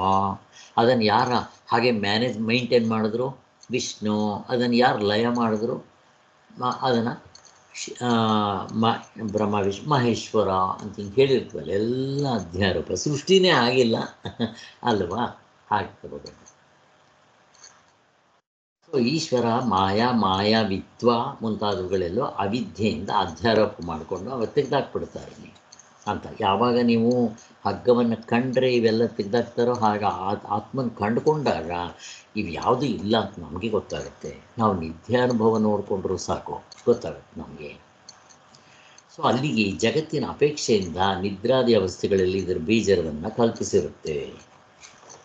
ಅಧ್ಯಾರೋಪವನ್ನು ತೆಗೆದುಹಾಕುವ ಅಪವಾದ ವಾಕ್ಯಗಳನ್ನು ಇಲ್ಲಿ ನೋಡ್ಬೋದು. ಎಲ್ಲ ಸೇಮ್. ಅವಿದ್ಯೆ ಇರುವವರೆಗೂ ಮಾಯೆ, ಈಶ್ವರತ್ವ, ಜಗತ್ತು ಎಲ್ಲ ಬೇಕಾದಷ್ಟು ಮಂತ್ರಗಳೆಲ್ಲ ಅದನ್ನೇ ಹೇಳಿದ್ದಾರೆ ಅಂತ ಸ್ವಾಮಿಗಳು ಮತ್ ತೋರಿಸಿದ್ದಾರೆ. ಈಶ್ವರನ ಈಶ್ವರತ್ವ, ಸರ್ವಜ್ಞತ್ವ, ಸರ್ವಶಕ್ತಿಗಳು ಬ್ರಹ್ಮದಲ್ಲಿ ಅಥವಾ ಈಶ್ವರನಲ್ಲಿ ಆರೋಪಿಸಲ್ಪಟ್ಟಿರುತ್ತೆ. ಬ್ರಹ್ಮನಲ್ಲಿ ಸರ್ವಶಕ್ತಿ ಇದೆ, ಅವನು ಸರ್ವಜ್ಞ. ನೀವು ತತ್ವದಲ್ಲಿ ನಿಂತ ಮೇಲೆ ಸರ್ವ ಎಲ್ಲಿದೆ ಹೇಳ್ರಿ ನೋಡಿ? ಸರ್ವಜ್ಞ, ಎಲ್ಲ ಜ್ಞಾನ ಗೊತ್ತಿರೋನು. ಎಲ್ಲ ಜ್ಞಾನ ಎಷ್ಟಿದೆ ಅಲ್ಲ, ಅವನೊಬ್ಬನೇ ಇದ್ದಾಗ ಎಲ್ಲ ಜ್ಞಾನ ಎಲ್ಲಿ ಬಂತು? ಕ್ವಶನ್ ಬರೋದಿಲ್ಲ. ಆದ್ದರಿಂದ ಇವೆಲ್ಲ ಅಧ್ಯಾರೋಪ ದೃಷ್ಟಿಯಿಂದ ಹೇಳಿದ್ರು. ಇರವು, ಅರಿವು, ಆನಂದ ಇದೆಲ್ಲ ಕೊನೆಗೆ ಎಂಥದ್ದು ಇರಲ್ಲ, ಅವನೊಬ್ಬನೇ ಇರ್ತಾನೆ. ಈಶ್ವರ, ಈಶ್ವರತ್ವ, ಸೃಷ್ಟಿ, ಸ್ಥಿತಿ, ಲಯ ಇಷ್ಟೆಲ್ಲವೆಲ್ಲ.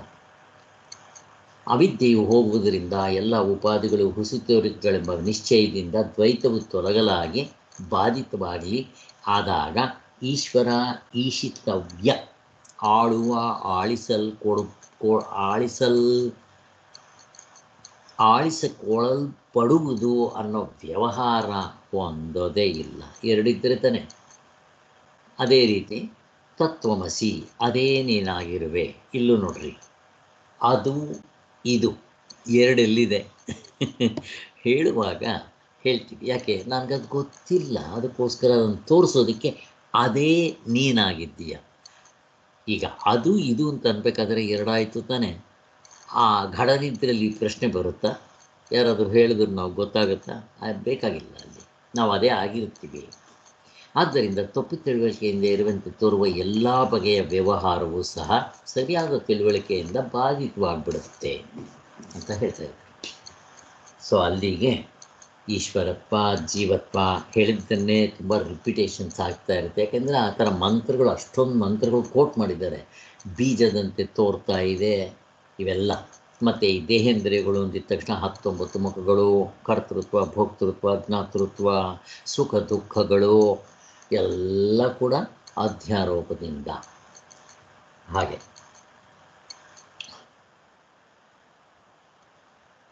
ವಿದ್ಯಾ, ಅವಿದ್ಯಾ, ಅಧ್ಯಾರೋಪ ಮುಂದೆ ತೋರಿಸ್ತಾರೆ. ಇಲ್ಲಿ ಅಲ್ಲೂ ಎಲ್ಲ ಬರುತ್ತೆ. ಅವಸ್ಥಾತ್ರಯ, ಅಧ್ಯಾರೋಪ ಬೇಕಾದಷ್ಟು ಅನೇಕ ಪ್ರಕಾರಗಳಿಂದ ತೋರಿಸ್ತಾರೆ. ಈ ಸ ಏಷ ನೇತಿ ನೇತಾತ್ಮ, ಇಲ್ಲಿ ನೇತಿ ಅಂತ ಅನ್ನೋದನ್ನು ನಾವು ಒಪ್ಕೋಬೇಕು.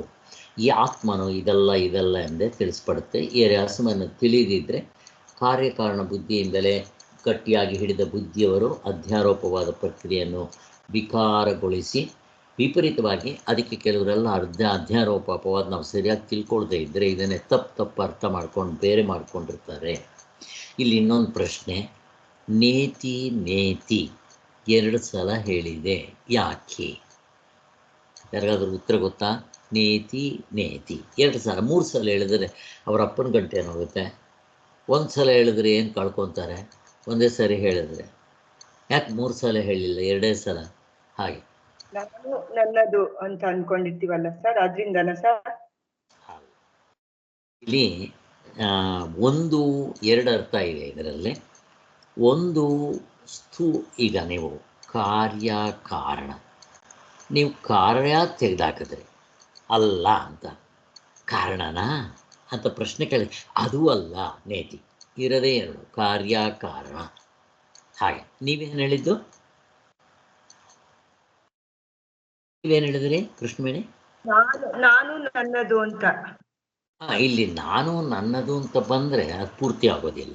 ಇಲ್ಲಿ ಕಾರ್ಯಕರಣ ಸ್ಥೂಲ ಸೂಕ್ಷ್ಮ ಹೀಗೆ ಕಾರ್ಯಕರಣ ಇಲ್ಲಿ ವ್ಯಕ್ತ ಅವ್ಯಕ್ತ ಹಾಗೆ. ಆಮೇಲೆ ಇದು ಅಭಿಧಾನ ಅಭಿಧೇಯ ಹೀಗೆ ಎಲ್ಲವೂ ಎರಡೆರಡನೇ ಇರೋದು. ಇವೆಲ್ಲ ಎರಡರಲ್ಲೇ ಎಲ್ಲ ಬಂದ್ಬಿಡುತ್ತೆ. ಇಲ್ಲಿ ವ್ಯಕ್ತ ಅವ್ಯಕ್ತ ಅಂದರೆ ಪೂರ್ತಿ ಬಂದ್ಬಿಡುತ್ತೆ. ವ್ಯಕ್ತ ಅಂತಂದರೆ ದೃಶ್ಯ ಪ್ರಪಂಚ, ಅವ್ಯಕ್ತ ಅಂದರೆ ಅದೃಶ್ಯ, ಅದರಲ್ಲಿ ಬೀಜ ಗೀಜ ಎಲ್ಲ ಬಂದ್ಬಿಡುತ್ತೆ ಹಾಗೆ. ಆದ್ದರಿಂದ ಎರಡಂತೆ, ಬಟ್ ಸ್ವಾಮಿಗಳು ಇದು ಕೂಡ ಗೌಣಾರ್ಥದಿಂದ ಇದು ಅಲ್ಲ ಅಂತ ಹೇಳಿ ನೇತಿ ನೇತಿ ಅಂತ ಹೇಳ್ತಾರೆ. ಹೀಗೆ ಇರಲಿ. ಅಲ್ಲಿಗೆ ಈ ಚಾಪ್ಟರ್ ಮುಗಿತು. ವಿವೇಕದ ಸಮಕಾಲದಲ್ಲಿ ಅದ್ವಿತೀಯ ಆತ್ಮಸ್ವರೂಪ ನೆಲೆಯಲ್ಲಿರುವ ಪ್ರಯೋಜನ ಇದೆ ಇದರಲ್ಲಿ. ಅದಕ್ಕೋಸ್ಕರ ಈ ಅಧ್ಯಾರೋಪವಾದ ಪ್ರಕ್ರಿಯೆ ಇಲ್ಲಿಗೆ ಮುಗಿತು. ಓಂ ಶಾಂತಿ ಶಾಂತಿ ಶಾಂತಿ. ಜೈ ಶ್ರೀ.